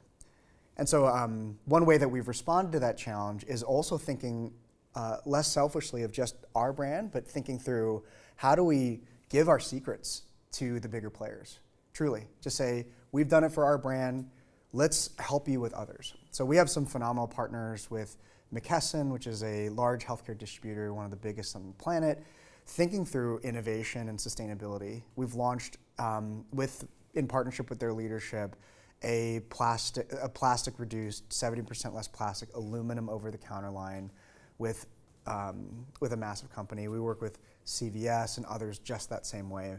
And so that's sort of the big area I think about, is just speed of action. But what I'm encouraged by is that we can all agree that packaging in healthcare is a healthcare responsibility, and there's opportunity not just from doing the right thing, but being better for the patient, being better for the market, giving more joy to people in the most dire moments of their life. And so that's where I look at that challenge, and I'm extremely encouraged by the reception from it. And so we look at that. And then the last question for you is how do we think about that from a brand standpoint? And the end of the day is we exist to solve the mission. We exist to say, hey, we've done it before. It helps the patient, helps the consumer. Let's open up our library of packaging, and how do we bring this together? Have you found the big guys are getting scared? Have they changed any of their behaviors? I think that scared is not the. I think that focused and finding the intention of doing something is ultimately the reaction that we want to get. Yeah. I'm certain that we as a company, we don't look at ourselves as a challenger brand of look at the big incumbents and they're the problem. I think it's more of we recognize that doing sustainability in healthcare is challenging, right? If we think about COVID, today there's more masks in the oceans than jellyfish. But can anyone be faulted for the fact of trying to save their family or their loved ones? And so our industry perspective is that we just recognize that it's a false decision. It's a false decision that the industry has to choose between the quality of their care and the quality of their planet. And what's missing is effectively an innovator and a collaborative innovator that says, look, this isn't about taking anybody's lunch. In fact, this is about actually servicing our patients, which we all have a mission for. What we just need is a challenger brand, challenger company that does some of those harder things, that gets those patents in motion, gets those supply chains in motion, which is like I really see in here as well. And then we look at big players not as competitors, but mission-aligned partners that are actually going to help us solve it. It's beautiful. Do you feel the same way about? No, we're a challenger. We're taking down our competition. Get it, girl. Hell yeah. Get it, yeah. Let's talk about this challenger brand. It's a very sensory experience. Like the users participating in creating the product, was that something you set out to do, or was that just sort of a forcing function of how to put everything together in this current supply chain environment and just how the product came together? No, it was very intentional. Nice. We wanted to encourage play from the very beginning. We wanted the consumer to be in charge and to be kind of the orchestrator of the action. But we also have so many other parts that are like, I would consider high sensory in our product. So first of all, I mean, I think in a category like dairy where there's a lot of beige, there's a lot of white, we were kind of interested in not being beige or white. And so in some of the conventions that we talked about of having one color that blocks the shelf, we just wanted to be enormous, bolt of color. And bright colors and fun. The other thing too is that, again, the button that shows our point of difference is a very bright color. I call it like the traffic light. It stops you, it lets you know there is something that's a little bit unique about our can. Because the flavor is at the top, when you spray, you actually can smell the fresh juices and the caramel that's in the top. So you get the sensory hit right away that shows this is a fresh product. And then the other thing is we took a lot of care as to what the material was that was in the button, because we wanted it to be fun to press, so it feels nice and it reforms, kind of the opposite of like that juice box experience where Right. you crush it and then it's gone. Like, we didn't want anyone worried, would there be enough flavor? If they wanted to try it again, we wanted the button to come right back into shape. So there were a lot of attention to detail on the sensory aspect itself, plus then the swirl is sort of at the center of it all. And I remember when we first created our product, we showed early packaging to one of my mentors, and she was like, I love your packaging, but that's not gonna be your package in the end. And I was like, what do you mean? How come? She's like, because you're a brand that's all about a swirl. Put more swirl on your packaging. And that really stuck with me. And so, yeah, keeping that swirl as the forefront of everything that we do, that we show, that we talk about, and really creating an icon around it. Wow. Have you found incumbents getting nervous? Yes. That's awesome. That's great. Let's go. Yes. Oh, that's really good. Yeah. Love it. So Russell, obviously, while cabinet might not be a treat for the senses all the time, there's definitely like an aesthetic consideration. Cabinet's a very beautiful brand. The actual like containers are lovely. It's like a really pleasant thing to look at, which I think is great, and people want that in their home. Has it been challenging to create a product that both protects the planet but also appeals to consumer preferences of aesthetics? Yeah, I mean, we actually, putting mission aside, we have a lot of fun with our brand too. Yeah. And I think when we look at the consumer's home, sort of every other part of their home has been sort of designed intentional, whether it's the kitchen or the bedroom or the wardrobe, but really the cabinet is like sort of that last bastion of like, just please don't open that, right? Like don't open the cabinet because that's where all of our old gross medicine bottles and whatever it is, discarded toothpaste things are there. And so it's by no accident we wanted to be called Cabinet. And so we love the idea of like, our packaging, we have like a premium glass vessel. It's all stackable. It's specifically a Squircle enabling for like the typical space savings, like eat your heart out Marie Kondo sort of world. And then as part of our refillable behavior, we have a recyclable snap lid or token that allows for not just productive information of the products to customers, but also ways that they can engage, and for RX, ways they can talk to our care team and other things like that. And then our pouch is made out of compostable materials, which we take back and use in our own little farm, PH Farm, where we move the compost and turn them into like different flowers and things like that.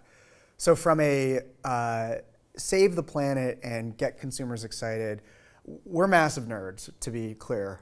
But I think that we all are a little bit of massive nerds on different parts of that, whether it's nerds about like making our home really beautiful and like kind of be like, hey, my name's on this bottle, like check it out. A lot of celebrities dig that. Or whether it's like really wanting to have the decisions of our cabinet make better decisions as a smart consumer. So, putting mission aside, I want my things to be smarter for me. If I'm spending my money, so having a pouch that can actually be used versus dumped into the ocean is always very fun to talk about. We'll go into investor meetings and show them the plants that their pharmaceutical packaging has made as opposed to the healthcare issues that it's made. And so, for us, that's the fun balance that like, yes, we're very serious as a healthcare brand and mission brand, but at the end of the day, the alternative is so much more optimistic. It's not a reduction, eat your vegetables only thing. Actually, it's a very cool space of regenerative materials and higher quality care. Right. Yeah, I think it's really important to not also be like so negative towards a consumer and be like, no, this is beautiful. And meet them where they're at, right? It's like it doesn't have to be the full area. It's just like if you like glass or if you like aluminum, that's where we're at, and that's where I think it's the industry's responsibility to be able to present something that is both better for the patient and planet. Beautiful. So a lot of product innovators say they want to be genuinely disruptive, obviously not without a lot of risk. How do you push a category forward in such a significant way, as both your products do, while mitigating any of the risk that inherently comes with building something new, especially when it's a new format or, taking on an antiquated category? Let's do this. Well, I think it goes without saying that data is critical. This is a highlight event, and I think we're both excited to be able to just promote the hard work that the Highlight team's doing. They are thinking through this question of making better choices with better data and better tools. They've got a rockstar team with Dane and the crew. And so I think, number one, there's like tools available to understand that impact and measure that and try your best to aim. My view on the question though is like as founders, innovators, or just people with conviction, like Tracy and I didn't start our businesses because we are concerned about what's going to be happening in version 2, 3, or 4. And so I think that the first thing I would say is the mindset of like risk mitigation is more so, it's just like what, I think when we build, it's conviction, right? And sometimes that conviction is not as strong because we don't know, right? But ultimately, you do your best in getting the tools, you get the team, but at the end of the day, you got to put it out in the world. And that ultimately just has to be iterative. So I think what we do to mitigate risk is ultimately just how much does it affect our conviction? And then we bring, this is Cabinet, we bring our team just saying, hey, get ready for the results. And after the results, deal with them. So our job as leaders is how do we make sure we present for the long run? What Russ said. For real. I think, there is, in a way, like the biggest risk is not taking the risk. And so I think, sitting on something, waiting for perfection, taking time to think through every possible scenario, all those things are very important, but they're never going to translate from what you thought of in the room, on your computer, on paper, to what happens in real life, which is why mistakes happen all the time. So I think the best thing to do is listen as much as possible, share the idea with as many people as possible, get as many voices into your head that you can consider, both people you know, but also people you don't know, because they'll be very honest, and then go for it. And don't handcuff yourself, go for it, and then continue to listen. And truly, the 1-800 number on every can goes to my sister and my cell phone. We read every email, we read every post online, we watch every YouTube video, we are interacting daily on TikTok. In fact, that's how we met, was on Twitter. You sent a message to our company before we even launched, and I responded. So we are in touch in the traditional sense with research, with companies like Highlight, and also in the non-traditional sense with the amazing platforms that make it available for you to talk to people. And we go to store and we watch what's happening religiously. And to me, that is the only way. And then what Russ said, act. Don't sit on the information, make the change that you heard. That makes a lot of sense. So you kind of just answered this question, but I'm gonna ask it again, because I think, Tracy, you might have some insight as well. But I think it's probably hard for both of you to imagine your brand as anything different. Obviously, there was a lot of iterations before, but you don't know what's going to look like next year or the year after or in the future. What advice would you give to other founders who might have a great idea for a CPG or consumer brand product, but might be struggling to sort of imagine how it looks? I think you just have to start. And I think that, the thing that I don't know, that drives me every single day is that there are, millions of people with great ideas. And I think that's so exciting. Like, I just picture myself walking down the street and like all of the, especially we're in Manhattan, all of the brilliant people who walked the same street before me for decades and, centuries, I guess, who came up with ideas, probably like walking down the sidewalk, and the number of people who are going to do it in the future. And I think if you don't act, somebody else on the sidewalk will. And so I remember, being part of large CPG and being the market share leader many times, and the conversation coming up, like, should we innovate? Should we launch something? Is there too much risk to take the action? And when I look in the store now, there are so many brands and there are so many ideas on the shelf. And I think, the risk to not acting is that somebody else will. So that's my advice, is just get started. Don't be afraid of it. Just get started, or somebody else will. Well, thank you, Tracy and Russ, for coming on and speaking with me and answering all of my questions. And thank you, everybody, for listening, and stay tuned for the next session.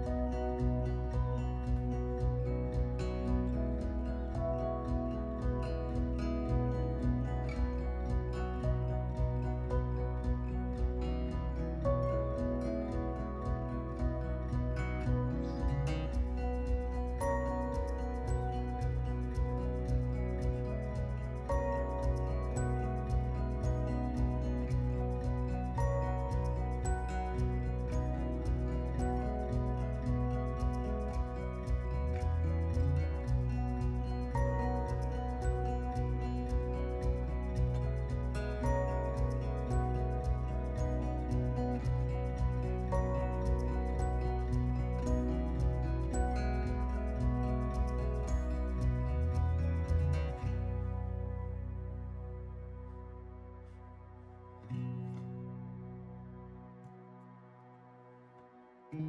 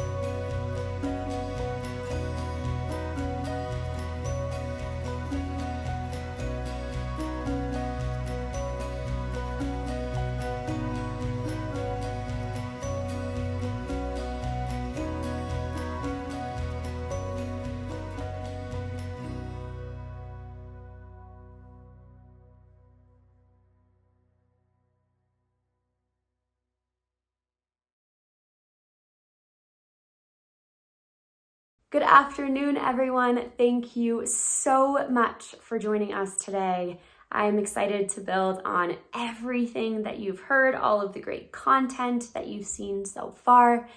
My name is Carly Shira. I am the head of customer development here at Highlight, and I, like many of you, got into the world of insights because I'm obsessed with humans, obsessed with human behavior and decision-making and motivations and emotions. So welcome to our session focusing on the power of integrating sensory and insights to unlock innovation. We're going to dive in with one of those terrifying rhetorical questions. How many of you have poured your heart into a product development project only to see that it falls short of consumer expectations or performance expectations set by your organization? You're not alone. It is a scenario that is all too familiar in our industry, an innovation initiative that starts with lofty goals, a condensed timeline, intense pressure, this is probably sounding familiar, only to end with a product that doesn't quite hit the mark. In fact, you're in the majority. I know this stat was mentioned in one of the previous sessions. Each year, 90% of new products fail.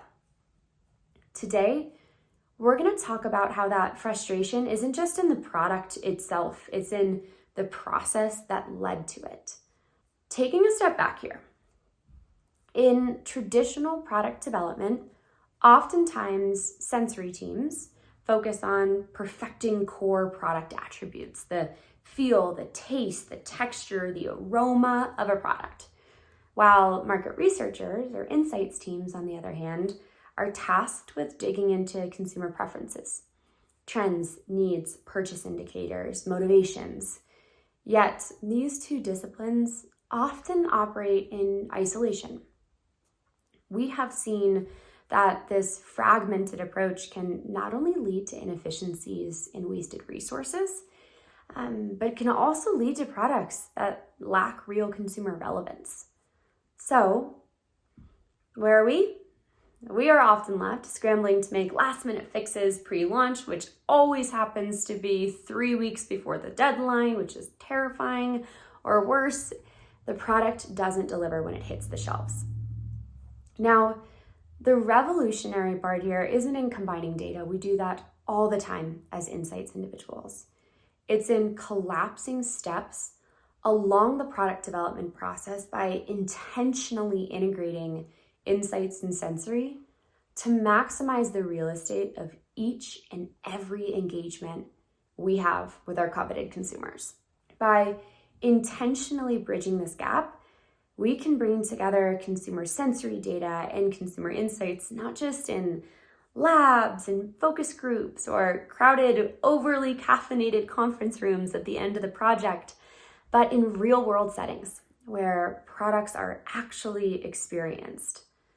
This is where in-context learning or in-home product testing is a game changer.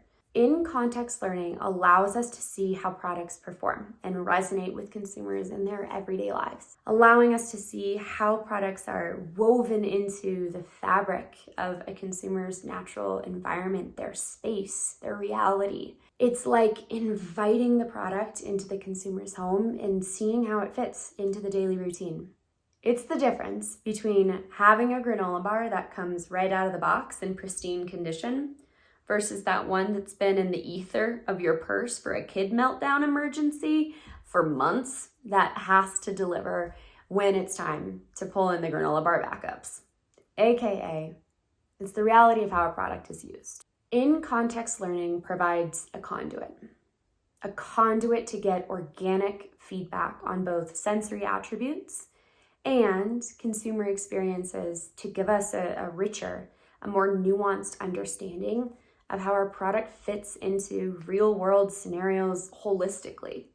When consumer sensory data and product insights, along with consumer insights, are combined with in-context learning, yes, it's a lot of pieces coming together, teams no longer have to work with just half the story.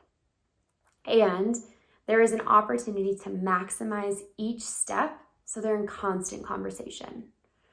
Sensory experts can see how their innovations hold up in the real world, while consumer insights can be validated, refined, optimized based on actual usage. And it's this integrated approach that's the unlock. This is what we've seen not only accelerates decision-making, but also ensures that the product is both technically sound, sensory, and deeply relevant to consumers' insights. So today, we want to explore how this combination of consumer sensory data, consumer insights, through the lens of in-context learning can help us transform our product development processes. By overcoming the limitations of disparate efforts, we can drive innovation that is faster, more dynamic, and ultimately more impactful. So, those scary deadlines and looming lofty goals that are oftentimes discussed in those highly caffeinated conference rooms 3 weeks before the big decision, 2 days before the big decision, aren't quite so scary and looming. We're going to start off with the challenge of traditional product development. For decades, product development has been fragmented because of limitations. Teams would rely solely on market research, consumer insights, or consumer sensory data, product insights, at different times in their product development process, but often not both concurrently. This siloed approach often results in missed opportunities and greater costs, whether that's time or dollars, and at worst, products that fail to capture the entire consumer experience, the entire human experience that surrounds the product. We're going to make a generalization here. And yes, we absolutely understand that there are exceptions. Generally, consumer insights and MR efforts offer this deep understanding of consumer preferences, trends, needs, as we talked about. But they lack this immediate, tactile, concrete feedback on sensory experiences, on product attributes.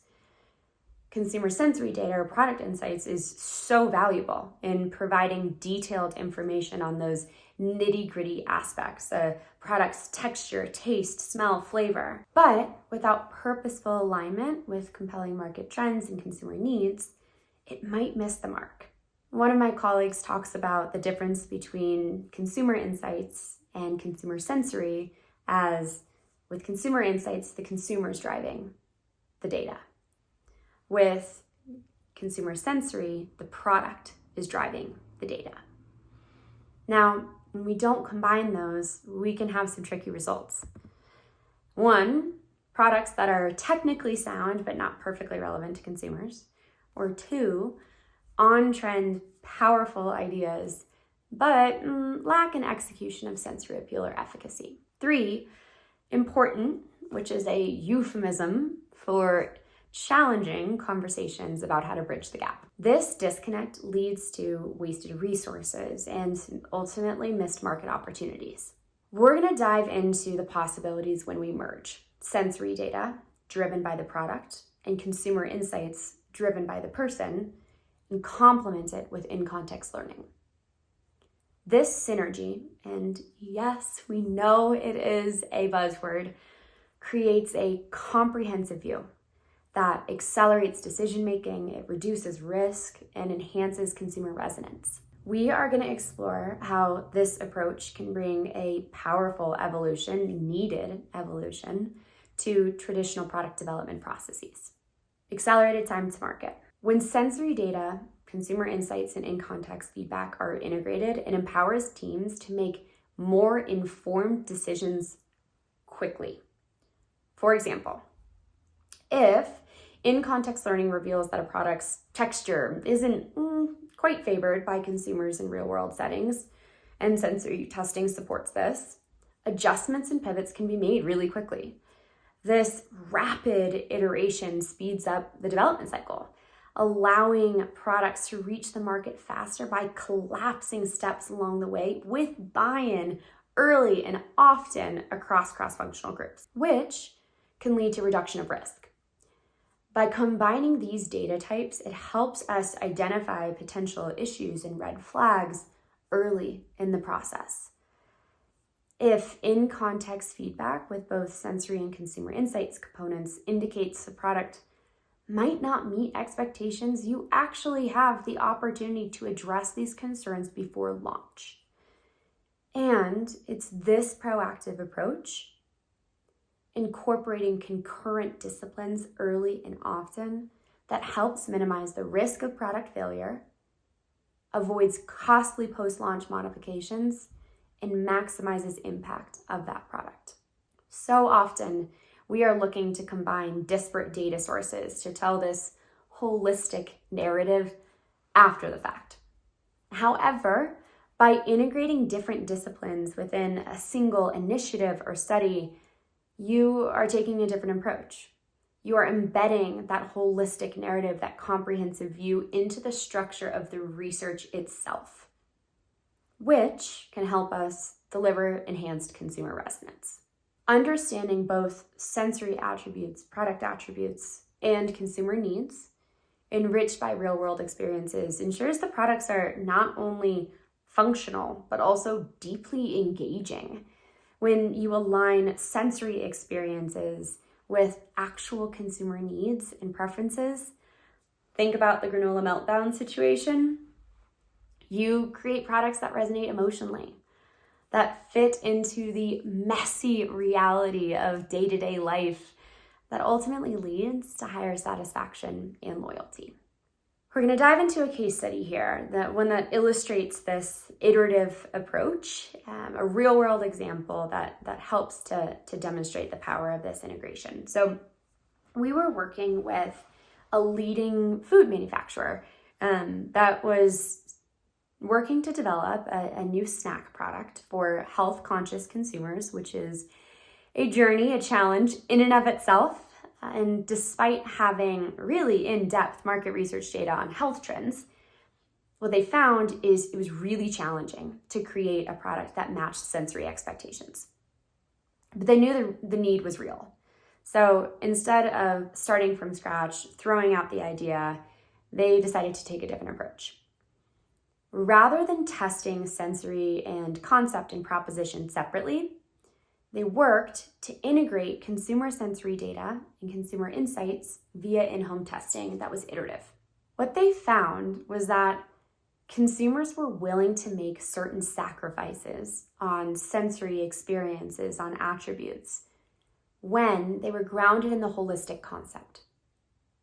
It's when those sensory experiences were evaluated in isolation without that concept, that proposition involved, that we started to see it lack. We were able to dive into what trade-offs consumers were willing to make along the way to fit the reality of R&D parameters while delivering against this health-conscious, very real consumer need. They collected sensory feedback on a series of formulations, prototypes, competitors, and communication, that proposition via concept exposure of how the products solve the need to maximize the real estate of a single project. It helped them collapse steps. In-home testing provided organic feedback on how the product performed in everyday settings, where it lived in the fridge, how it felt on the go, what occasions were interesting to consumers, revealing these really crucial insights not only about consumer preferences for product optimization, but tangible product feedback grounded in these trade-offs that consumers were willing to make when they were introduced to the holistic product experience. By iterating on this combined data, they adjusted the product's texture, the flavor profile, specifically the aftertaste, based on real-world feedback, not just about how the product was in a single setting, but how it performed across occasions. This iterative process allowed them to refine the product to meet market demand and sensory expectations effectively. So, what's the outcome? It's on the shelves. The final product is on the shelves today, resonating strongly with health-conscious consumers, gained really quick traction. It may live in your fridge. The integration of sensory data, consumer insights, and in-context learning enabled the team we were partnering with to develop a product that not only met, but exceeded consumer expectations. Now, we're gonna dive into a few key tips for success here, and thank you to the consumer insights, product insights, R&D, wonderful counterparts that allowed me to pepper them with questions to understand these key tips.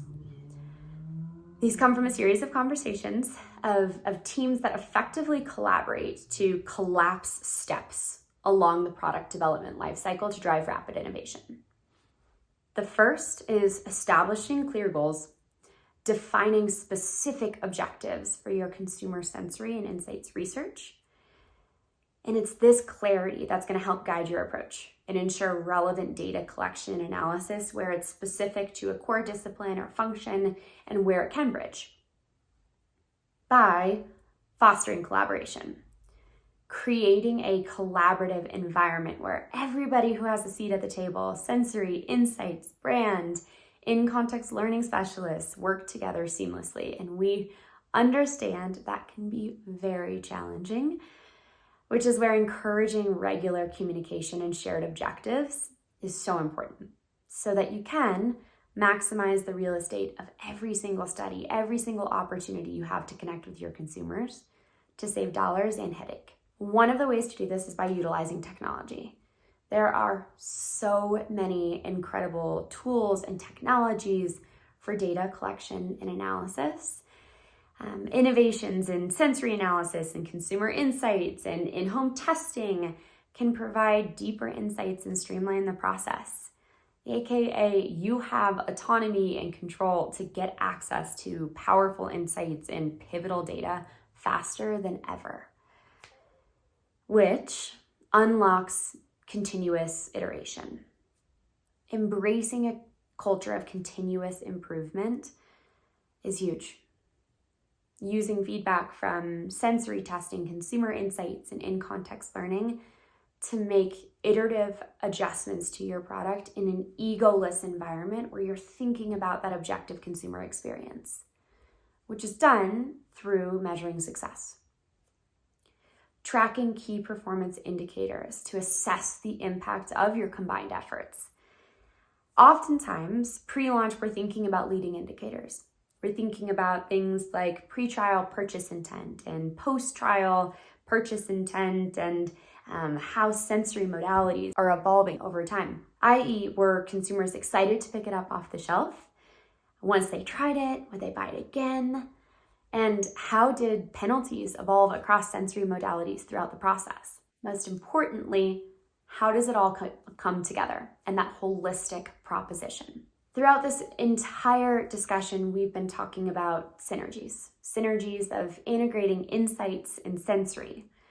That's not to say there isn't necessary value in distinct disciplines. There absolutely is a time and a place. And it's in combining these disciplines earlier and more often throughout the product development process concurrently that enables us to accelerate time to market, reduce risk, and ultimately create products that genuinely resonate with consumers.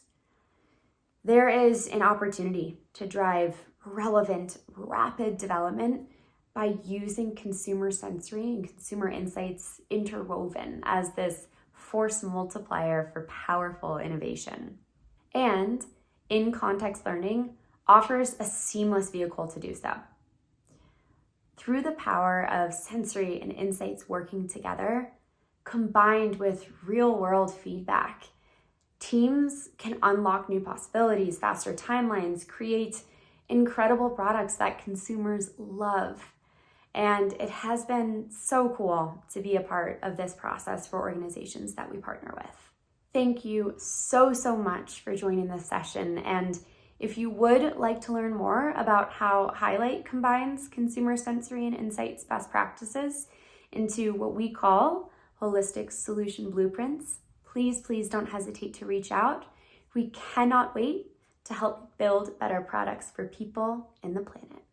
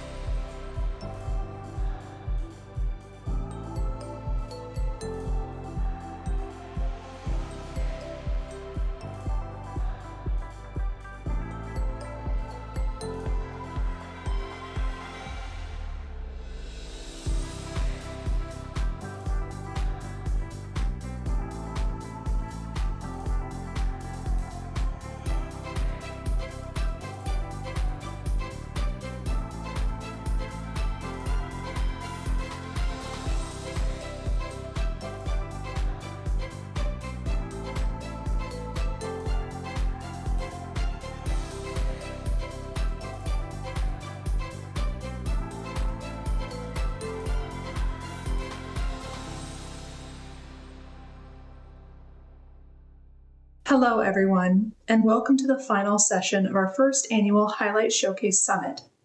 I hope today's expert sessions have left you inspired and with lots of insights you can take back to your day-to-day work.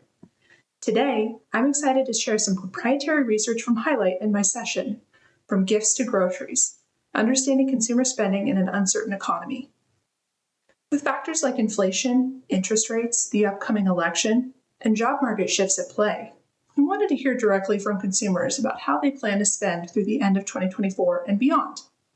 What we found is not only compelling, but crucial for anyone with products on store shelves today. We'll wrap up today with key takeaways for brands looking to launch new products or ensure the success of their current offerings. This data is a valuable opportunity for brands to recalibrate strategies and better meet consumer needs during unpredictable economic times. But first, let me introduce myself. I'm Autumn Mollet, Vice President of Marketing here at Highlight.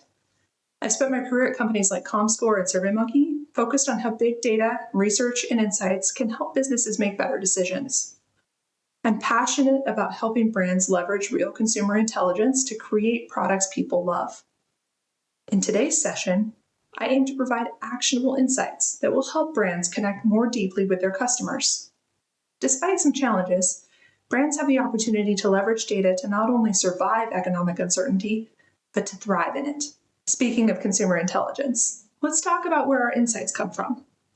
Our panelists, called Highlighters, are a diverse, highly engaged community of over 40,000 consumers who test products in real-world environments, not sterile labs.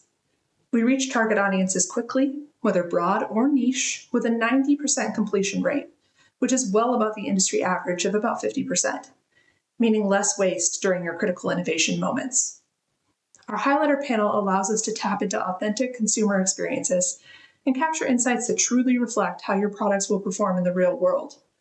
In fact, the insights we're sharing today are powered by our Highlighter community. For this study, we surveyed more than 1,600 Highlighters representing a broad cross-section of U.S. consumers. While we had participants from each generation, Millennials made up the largest percentage, with Gen X coming in second. Additionally, almost 3/4 of our respondents reported a household income of $50,000 or more. And finally, a little more than half of those surveyed live in a single-income household. This mix provides a realistic snapshot of consumer behaviors across different demographics, giving us a nuanced view of spending patterns and intentions. As consumer confidence in the state of the economy fluctuates, these insights help brands stay aligned with the consumer's shifting priorities. Now let's dig into the data. We asked, compared to this time last year, how have your stress levels related to money changed? 66% said they're more stressed, with a third feeling much more stressed. On just for fun purchases, 63% say they're cutting back. Notice how similar these pie charts look. When money stress goes up, those discretionary buys are often the first to go. This data highlights a critical shift. Consumers are tightening their belts, and this cautious spending mindset is likely to continue if economic uncertainty lingers. For brands, this is an opportunity to reposition your products as essential or value-driven, aligning your messaging with consumers' desire to spend wisely without compromising quality. We know that consumers are feeling financial pressure, but what are they doing about it? Nearly 70% have stopped buying their favorite products or have switched to cheaper alternatives, like store brands. 63% have changed their grocery shopping habits, and more than half are cutting extras like subscriptions or finding new income sources. These behaviors signal a heightened focus on value and practicality, indicating that consumers are making deliberate, thoughtful choices about where to spend their dollars. As inflation remains a top concern for many, shoppers are increasingly willing to break old brand loyalties and change their usual behaviors to save money. Groceries, specifically, are a major financial stressor. 8 out of 10 respondents are more concerned about the cost of groceries since this time last year, and nearly 70% say they are spending more carefully on groceries. I'd like to double-click there for a moment.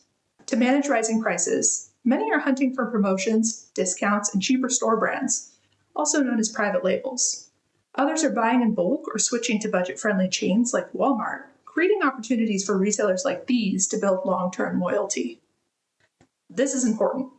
Grocery shopping isn't just about necessity. It's where consumers feel the pinch most acutely, making it a key battleground for value-driven brands. Brands that can meet this need with value-centric products or compelling discount strategies will find new avenues for growth, especially in the grocery sector, where the fight for consumer dollars is always fierce. Retailers are already seizing this moment by expanding their own store brands. 90% of respondents buy private labels primarily for cost savings, but 25% genuinely prefer them over name brands. Looking at favorite store brands, Walmart leads with almost half of respondents. But Target is also known and loved for their 50-plus private label brands.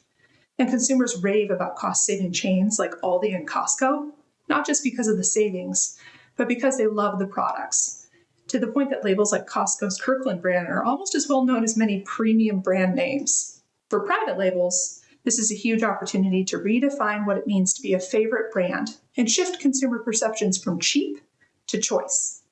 This means rethinking the private label not as a less expensive substitute, but as a direct competitor that can go head-to-head with name brands, given the right quality and branding efforts. For instance, brands that focus on unique flavors, packaging, better-for-you ingredients, or sustainability could have what it takes to stand out on the shelf. From a price perspective, there's a ton of opportunity for private labels. Walmart is one retailer that has really risen to meet the moment by providing consumers with the cost-saving options they're craving in a time when eating out is getting increasingly more expensive. As I mentioned before, Target is famous for its private label success.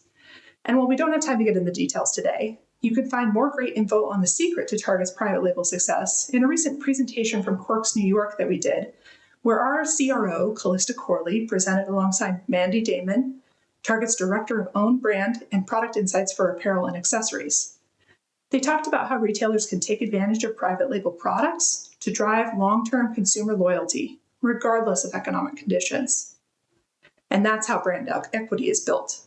If you're thinking of private label only as a way to serve cost-conscious consumers, you're missing a chance to establish yourself as a top-of-mind, one-of-a-kind brand in the minds of shoppers. Let's pivot to the upcoming holiday season. While holidays are usually a time to splurge, 50% of respondents plan to cut back on spending this year, and only 7% expect to spend more. Consumers still want to celebrate, but they're looking for ways to do it smarter, which is a call to brands to meet them where they're at.